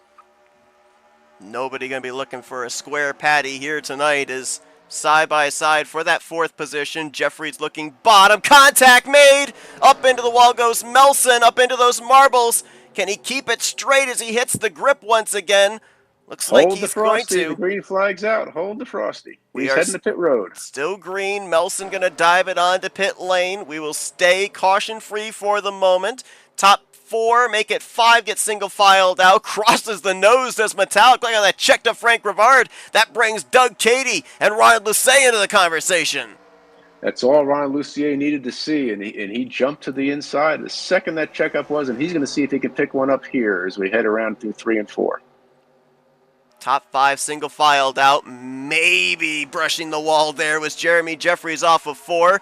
Now Supto looks to the inside of Nick Gunther. Last time those two were side by side, it didn't end well for the 55. Now he'll lose second, he'll lose third. Here comes Metallic for fourth. Schilling now looks in the back bumper, and that red, orange, yellow Bass Pro Shop Chevrolet starting to get a little bit larger. Here comes the Oreo Chevrolet as well. 2 former winners on the season. It's a feeding frenzy out there as we are now within the window should the caution flag raise of racing back. Brian in control. Time to think. We've got about 11 laps to go to make your moves, to solidify your spots. Looks like Nick Gunther again is challenging our point leader, Josh Metallic. Battle going to be for that fourth position. That might allow Frank Rivard to enter into the conversation here as well. Make it a 3-man fight for inside of the top 5. At this point in time, I would assume that we're good to make it on fuel with all the caution laps we were able to run. The question is, just how well are we able to preserve that right front tire if you're trying to make a move to the bottom like we see Jeremy Jeffries do on Supta? Jeff looks there to possibly close the door. They're side by side, and he's going to wash up the track. Looks like Jeremy's going to clear him as we go into 2, and Josh Metallic gets around. He's going to try to get right in there as well, and Nick Gunther in that wounded Mazda is hanging right in there as well, too. This is reminding me so much of, I think, of what we're going to see next week at Michigan. When we talk about it and its sister track Auto Club, we talk about momentum. You lose that momentum, you're going to pay the price. Not just in track position, but positions in the running order as well. We saw Supta drop from second back to fourth, now trying to get one of those spots back. Gunther closes back up, and now Brian Schilling looks back at 2-time winner Jeremy Jeffries. Off week doesn't matter. He's here looking for his 3rd win in the first 4 races of the season. What I told you earlier about decisive, Josh made a beautiful move earlier and decisively got past, but then Jeff and Nick tried to recross over. Oh, as we go 3 wide on the front stretch for using the apron. Got to recover from there. Frank Rivard tried it. And great recovery. He knew better than that, and he takes a bad angle into 1, and great job falling in line and saving there. Great job, Ronald, by hooking up. It looks like Nick Gunther's looking to make a move on Jeff Supta.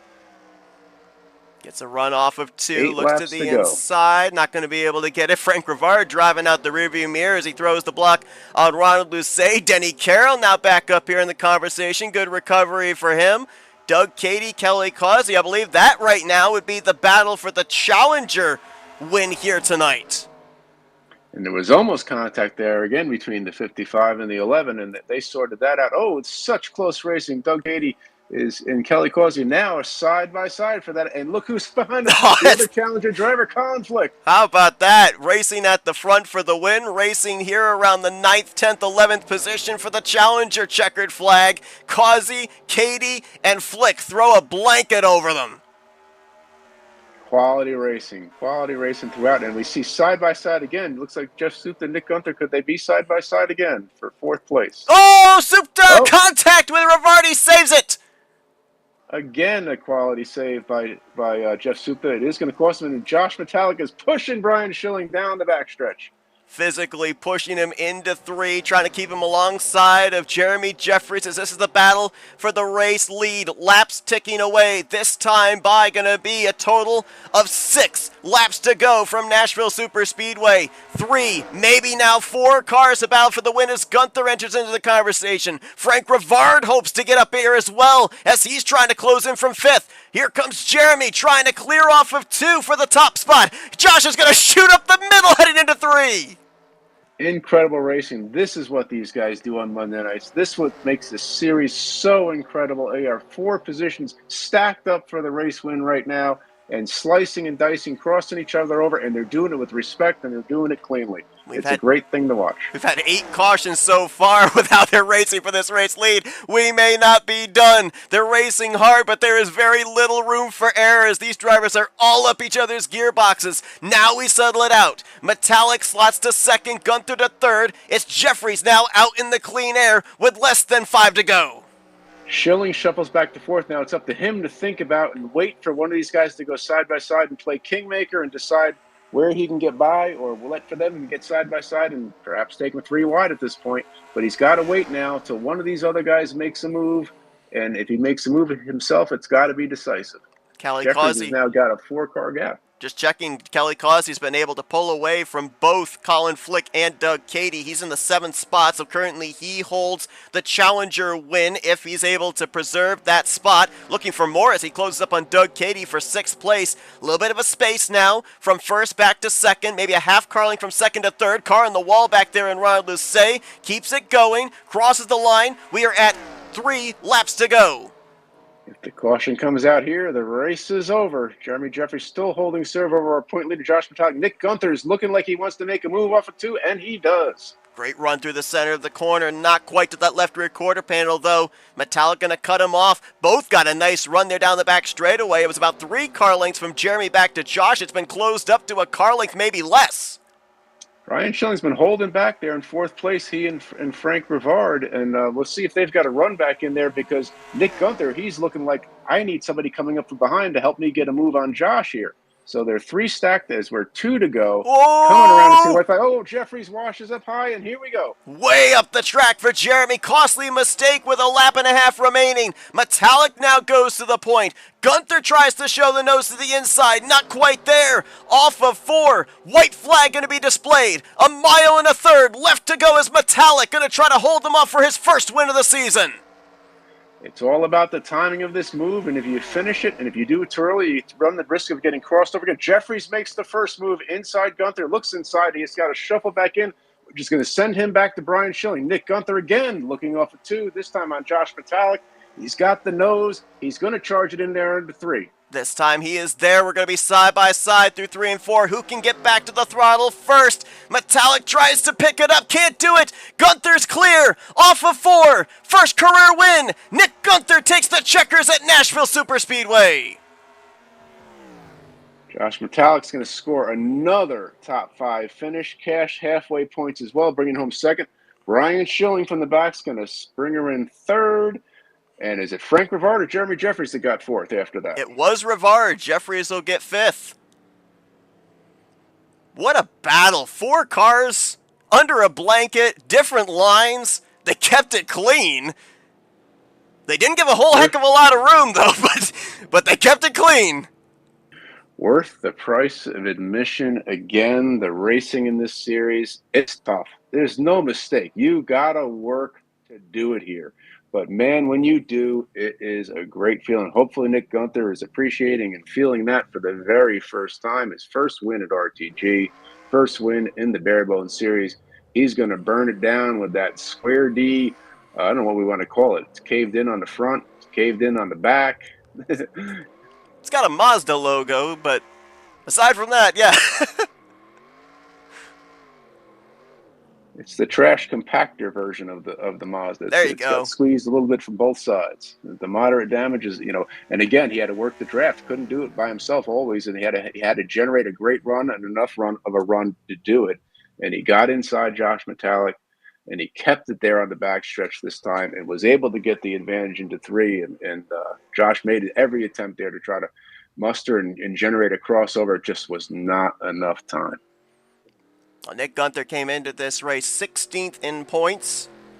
He didn't start the season at Kansas. His first start was at North Wilkesboro, but he was just hovering below that 12th in the standings cut line. This win will obviously propel him up into the top 12 as he will be looking to make his first playoff appearance. And I know Nick is a very big Alan Kulwicki fan, so not surprised to see him doing the Polish victory lap here at Nashville Super Speedway. But a couple of drivers that we're going to see here in the final finishing results that we saw in the hunt for this victory. First half of this race kind of fading back there after some of the struggles in this final run to the checkers. Grant Wesley, who led the most laps here tonight, we saw him have his issue, had a great save, but he's going to have to settle for 10th. Jeff Supta faded back to 9th position. So a couple of those drivers that we kind of looked at the stats coming in and thought were going to be in the conversation. Some late race issues, not garnering them quite the finishes they were looking for.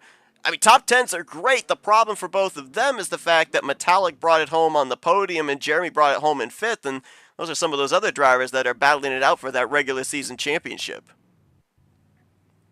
Yeah, I tell you, like I said, every point matters. A little bit of a tough night for Grant as he ended up in the back. I don't know where his final finishing position was. If he was up, looks like 10th. He managed to crawl his way all the way back up. So to stop the bleeding, get a little lemonade out of the lemon there.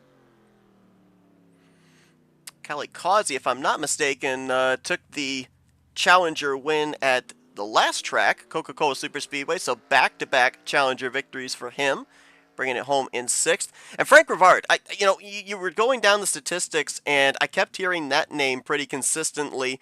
So not surprised to see him kind of a bit of a dark horse performance here, finishing up there in that 4th spot. I mean, he was in the conversation there if things had gone wrong amongst the top 3 to maybe be able to take the checkered flag tonight. And a well-needed run for him as well. Gunther 16th in points, Frank 17th in points. These are runs that both of these drivers needed to jump themselves up into the top 12, especially as we mentioned a lot of drivers not in the field tonight that were around that 12th in the standings cut line.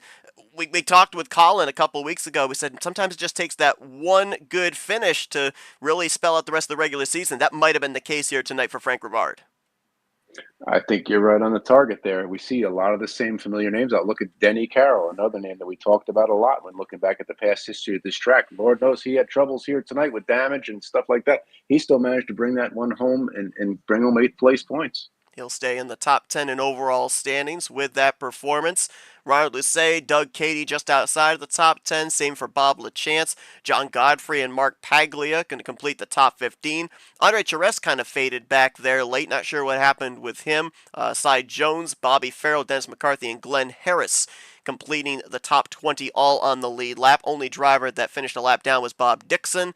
And you can see the 7 drivers that did not reach the conclusion: Randy Waugh, Dave Melson, Ron Hagelin, Jeffrey Elliott, Pat McCarskey, Dave Robbins, and Tom Dixon did not get to the checkered flag. 2 drivers in particular this is going to hit point standings wise will be Dave Melson and Ron Hagelin. They were 5th and 6th in standings coming into this one, and it's still very early on in this young season. The points are still very, very close, and while a good finish will propel you multiple spots in the stands, a poor performance will drop you multiple spots in the stands as well. So those are drivers that will look to be recovering back the points that they lost here tonight when we get to Michigan next week. Looking forward to that one as well from yet another possibly undisclosed location. That track is one of my faves. Often serves as our season finale because of the great racing, especially at the version of the Nextel V3 version that we'll be running next week. You see 2 wide, 3 wide, crossovers. It brings every element, and you saw how these guys race on this tight short track tonight. Where do you see them do it on Michigan? You've done it yourself there before. You know how it goes, sir. Oh, yes.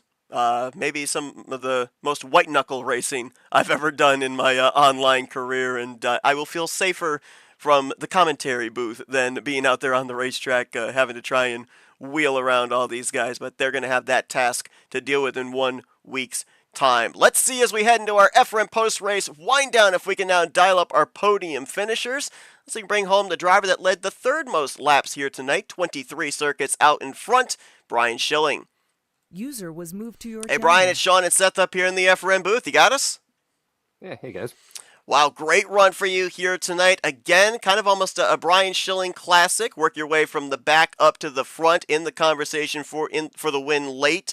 You were the leader there with about 10 to go. You had some tough competition barreling down your back bumper. I couldn't really tell. It didn't really look like there was any tire disadvantage there, but I also noticed that a lot of drivers that were out in front then ran some really good lap times when they were in the mid-pack portion of the field. So draft, I guess, kind of came into play. How prevalent was that in trying to hold off those drivers behind you? How much more difficult was it? Did draft really play a big part into the runs they were able to get? I think quite a bit. It seemed like, from what I noticed, the cars that were out front struggled after a while. So the guys behind could use the draft, just kind of not have to go full tilt. Usually clean air is king, but it just didn't seem like this race it was beneficial.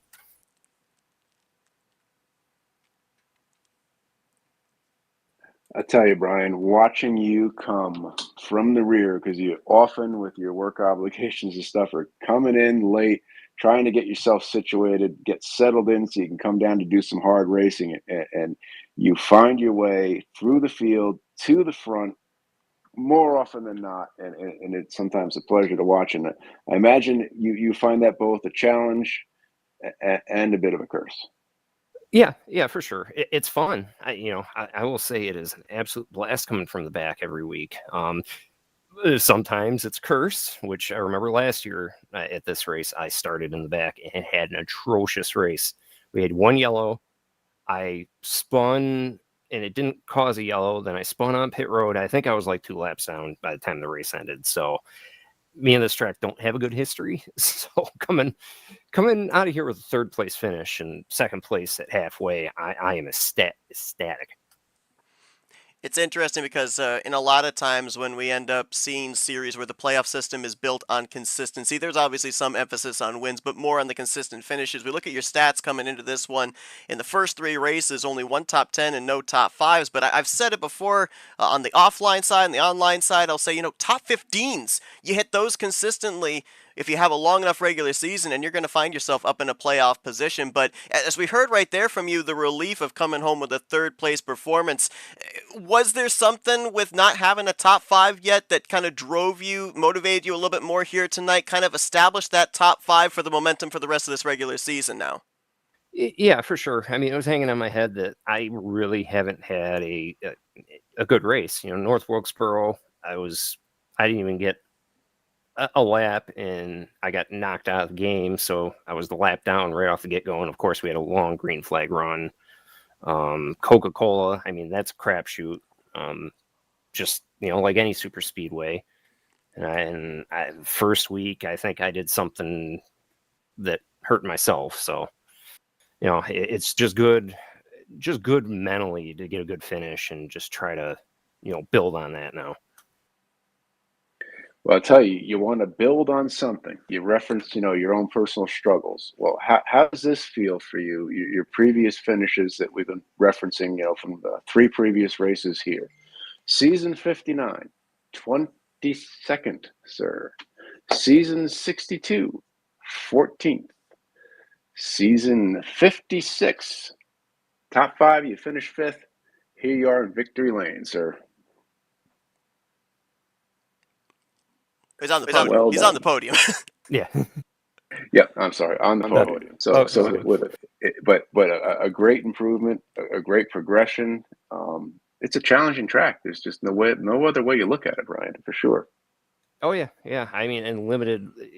That's the thing. Every week, I don't practice ahead of time. I jump in. I get maybe 10 laps before the race starts, so I'm having to learn on the fly. So it just. And the guys here are so talented and so good, and just times of just running behind a lot of these guys, just learning and just it's you can learn so much from just watching guys. I'll tell you, starting at the back, as you said, just getting a limited amount of practice and being able to still bring it home solidly inside of the podium, that is a feat in and of itself.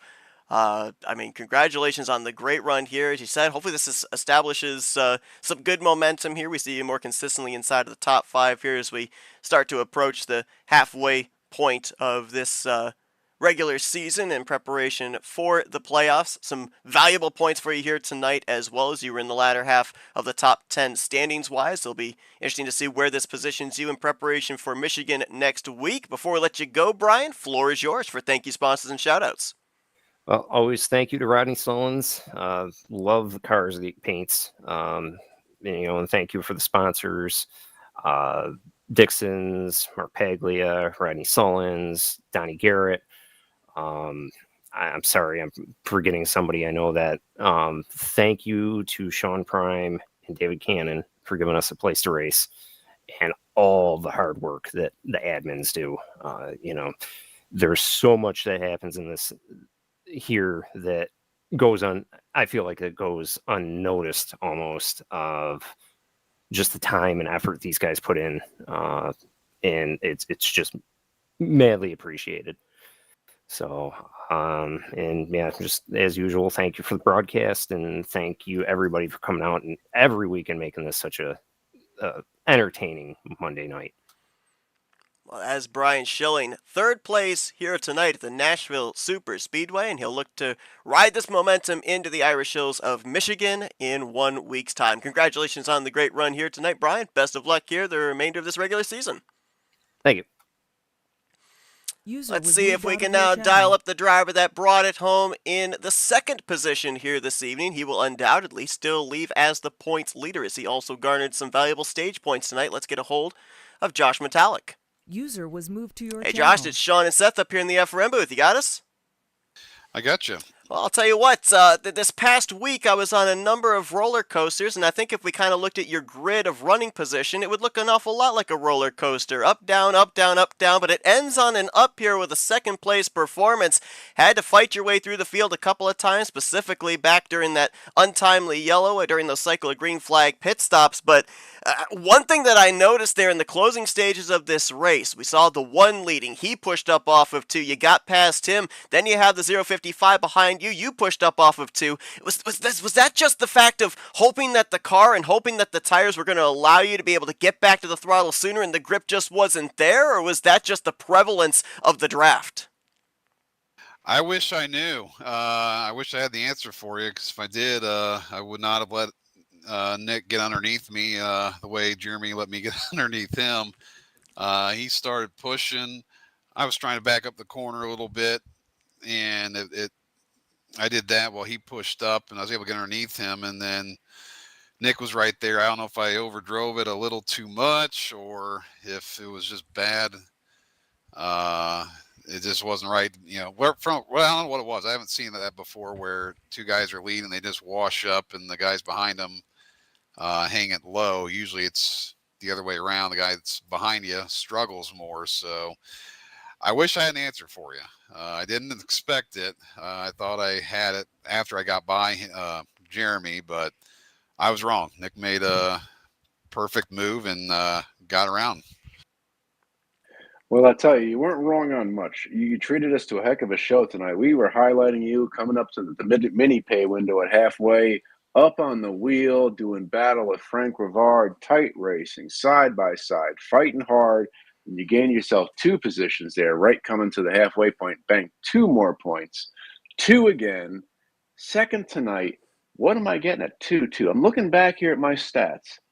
Let's see. Nashville, season 62. Josh Metallic, you had trouble in that race, 21st. We throw that one to the side because we heard your name in the pre-race leading up way so many times, almost too many times, because guess what? Where did you finish tonight? Second. Nashville, season 59. Josh Metallic, second. Nashville, season 56. Josh Metallic, second. So you were cashing big points here, sir. And like I said, you had heads up driving all night. We saw great driving, great reactions throughout the field, but we saw you more than once, making hard work on the wheel. And even at that halfway point, we were speculating. You battled so hard to pick up those points. You were happy to see a little bit of a gap after that and breathe to try to cool your tires off and get in the draft to get pulled up to the battle in front of you. That's way too many seconds with no wins. But yeah, when I pitted, I kind of just slid to a stop, and I thought I was okay. And they said, "You're too close to the wall." I'm like, "Well, darn it!" And I didn't want to. I knew if I stayed out on 2 tires, we'd have gone probably the rest of the race or something under green. So I pitted, got to the back, and man, it was tough to get through. Tough to get good runs. You have to be aggressive. I mean, there wasn't a long straightaway where you get a super draft. You just get close enough to dive bomb it or peek your nose down and see if they're going to let you have the corner or not. Some did, some didn't. So yeah, working through, and I don't know where it was, halfway. I got into some, top 10 for some points, but tires were kind of worn out. So I was just holding on for dear life, hoping for a good pit stop or a caution to get me leveled back up with the guys up front. I'm looking at the statistics coming into tonight from this season as well, Josh. And if we include tonight's race, you're one of 4 drivers that has finished inside the top 10 in every single race so far this season. You're one of only 2 drivers that's finished inside the top 5 in the first 4 races this season. And we talk about how consistency wins championships, and we've seen you be able to cash in on the stage points as well. But I heard you there when Sean was going over the statistics of the runner-up finishes you've had here, and you said that's an awful lot of runner-up finishes without a checkered flag. Obviously, a lot of drivers we talk to, they mention about big picture racing. They want that checkered flag, but they don't want to put themselves in a position where a possible guaranteed second or third puts them outside of the top 10. They lose all of those points. At what point in a driver mentality do you go from the I guess I'll say the resolve of the consistent finishes to maybe a little bit of frustration of I've got this consistency, but man, I want that one position more. I want that guaranteed lock into the playoffs with that victory lane appearance. Well, it'll be more next week, just given the fact I got passed with the white flag lap. That's never good, no matter what the excuse is. It's like you think you had it, and then poof, it's gone right at the end. Although to be fair, I led 1 lap, so if I just lead 2 laps tonight, I've been perfect. But yeah, it's I get what I can. It's really tough to win. I'm usually 3rd to 5th, and that's about where I end up on a good night. So anything beyond that or getting the win wherever possible is extra bonus. So yeah, with how consistent been running, you want to get a win, especially when you're leading with 1 to go, for crying out loud. So I'll go to bed annoyed with that one, but I'll get over it. I'll take solace in the fact that you will go to bed as the point leader, and in all likelihood, you came in as the point leader. You've been optimizing your racing at every point, sir. So take comfort in that. Oh, for sure. Yeah, it's for fun at the end of the day. So I'm having fun. Competitive, hard racing. I mean, that was a good battle up at the front near the end, and different points of the race in the pack. It was they raced tooth and nail. And your guys are up there at the front. They're just cruising, saving tires. Guys in the, they're in the pack. They're fighting tooth and nail for everything, which they should. But it's fun racing back there. Sometimes more than at the front. So.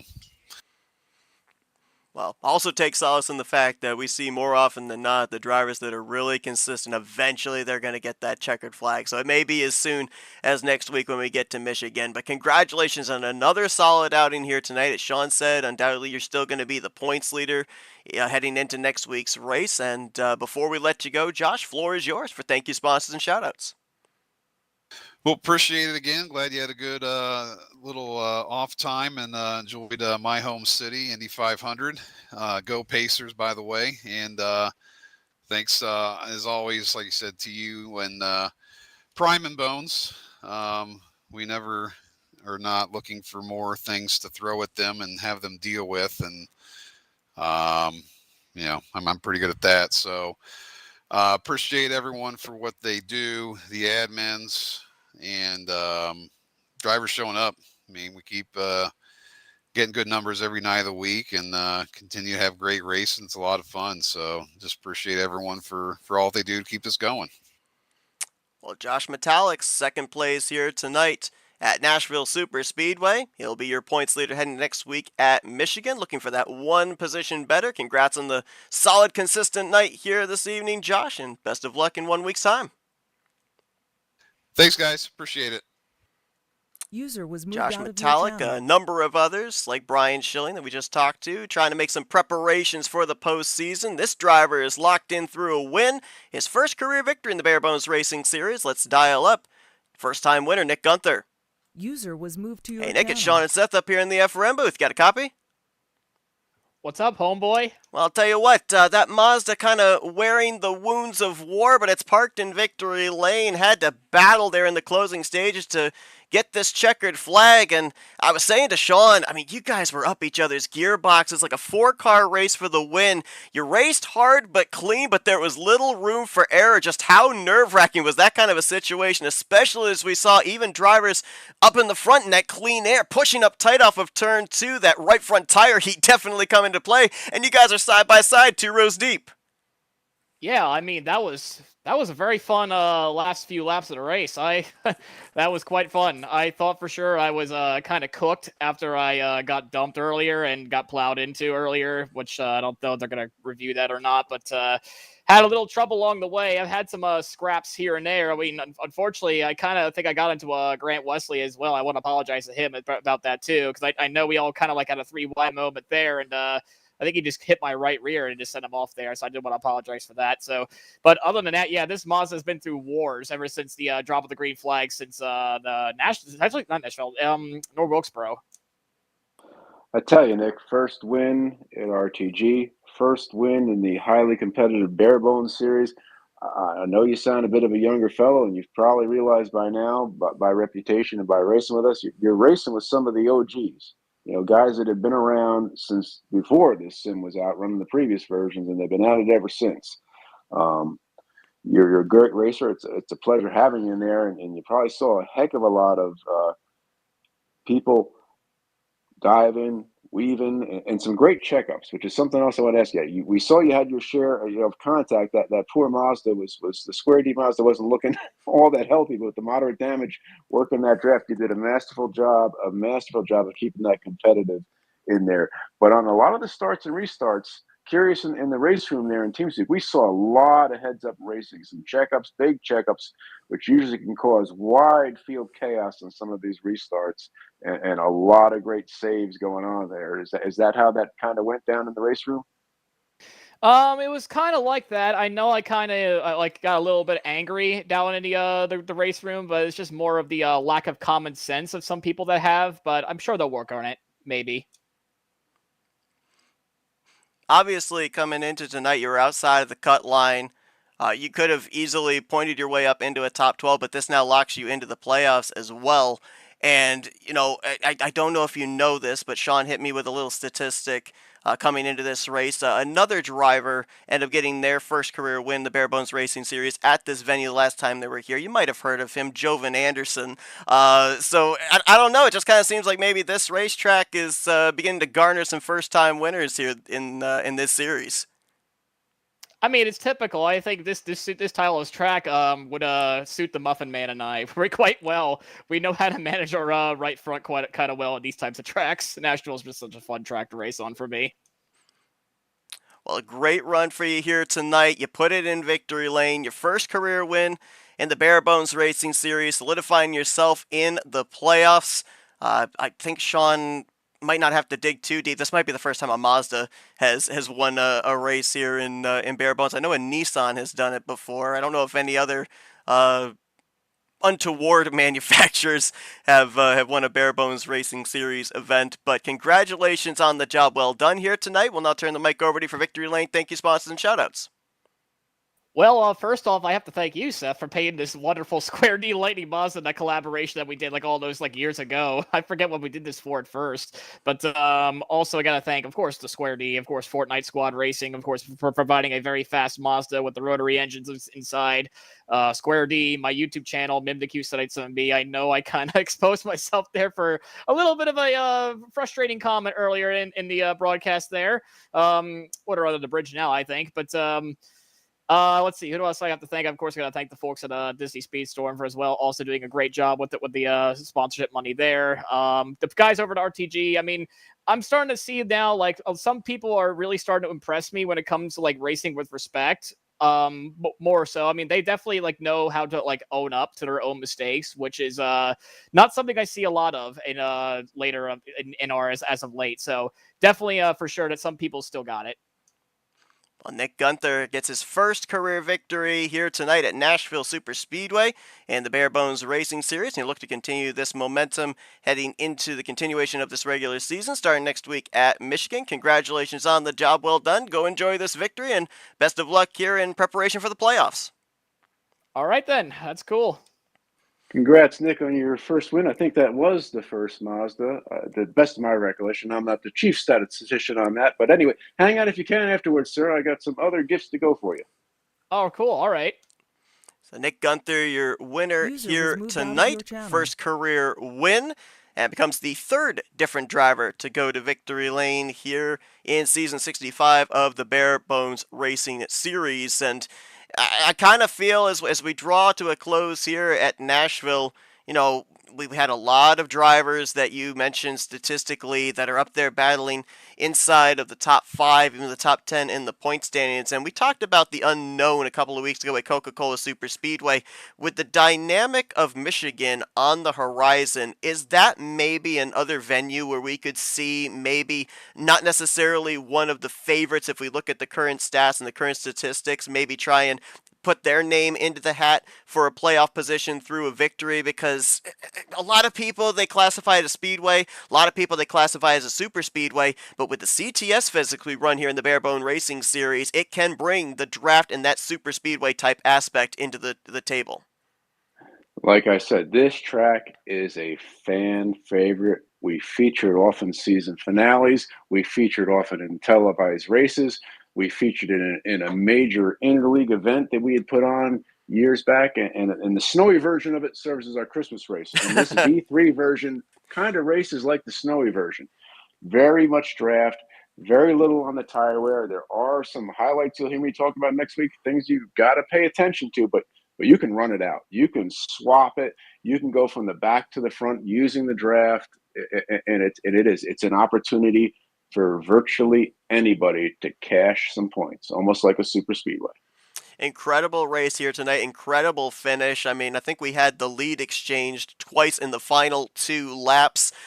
We ended up having a little bit of concern. We heard a little bit of concern about the fact that there didn't seem to be quite as much tire wear as was expected putting it on 3X tonight, but we definitely saw that right front tire heat came into play in the closing stages of this race. And as we alluded to, the final 5-6 laps, throw a blanket over the top 4 cars. They raced tooth and nail, kept it clean, minor to no contact, everybody keeping the fenders on it. Incredible race here tonight, and it's what we came to expect. We talk about that there's not a whole lot of racetracks that have the concrete surface. Dover is maybe one of the most prevalent ones, and it's considered a short track. Nashville, one of the bigger racetracks with the concrete surface, and we saw not only that great racing there at the end, but we saw multi-groove racing on those restarts. We saw the difference between older and newer tires. We saw a variation of pit strategies. I mean, this race had it all, what we fully expected coming into tonight. I tell you, I have seen virtually every one of these races as the series admin. I watch these guys race. I'm jonesing to be out there with them. I love doing this part of it too. But watching guys tonight in this series and how they race hard. They race cutthroat at times, but they can pull it off. They race with respect. We do get our share of incidents because you see a lot of racing deals, but the incidents that don't happen draw my attention as an admin so much. And you heard me heap a lot of high praise on a lot of drivers tonight, and we mean it because it takes a lot of guys both putting this on, but it takes the drivers and the quality racing they can do that we can do something this well at this level for this long, and just happy to be part of it. Absolutely. Well, an incredible race here tonight. Cannot wait to see what we have in store now, as it's the precursor to next week at Michigan International Speedway. The off week is done. We're back to work here in the regular season as we try to draw closer towards the playoffs. Nick Gunther now adds his name to the list with his first career win here tonight. Josh Metallic and Brian Schilling bring it home on the podium. Kelly Causey brings home the Challenger win here this evening. Back-to-back races for the 00, as that battle will continue to tighten up. Cannot wait to see what Michigan has in store. Again, next time we're going to be bringing you coverage here on FRN will be on Thursday night, as we'll be bringing you coverage of the Rolling Thunder Gaming Talladega Challenge Series, continuing on the 65th season there from Talladega Super Speedway. And then next Monday night, 9 p.m. Eastern Standard Time, join myself and Sean back here as we will be at Michigan to continue on the 65th season of the Barebones Racing Series. But Sean, another incredible race here tonight. I know you're journeyman around the U.S. right now, but I appreciate you having that setup and everything to join me here this evening, and can't wait for next week. You got it, sir. We shall see you in the Irish Hills, and I'll be coming from, I honestly can't tell you this week where it shall be, but it'll be someplace, hopefully with a good internet connection. Cannot wait. Thank you once again all for tuning to our coverage here tonight. For Sean Prime, I'm Seth Cole. We'll see you guys next week as you've been watching another broadcast courtesy of FRN, the Flatout Racing Network. This broadcast is the copyrighted work of Flatout Racing Network and may not be rebroadcast, retranslated, or used in any form without the express written consent of Flatout Racing Network and iRacing.com Motorsports Simulations. Flatout Racing Network would like to thank you for your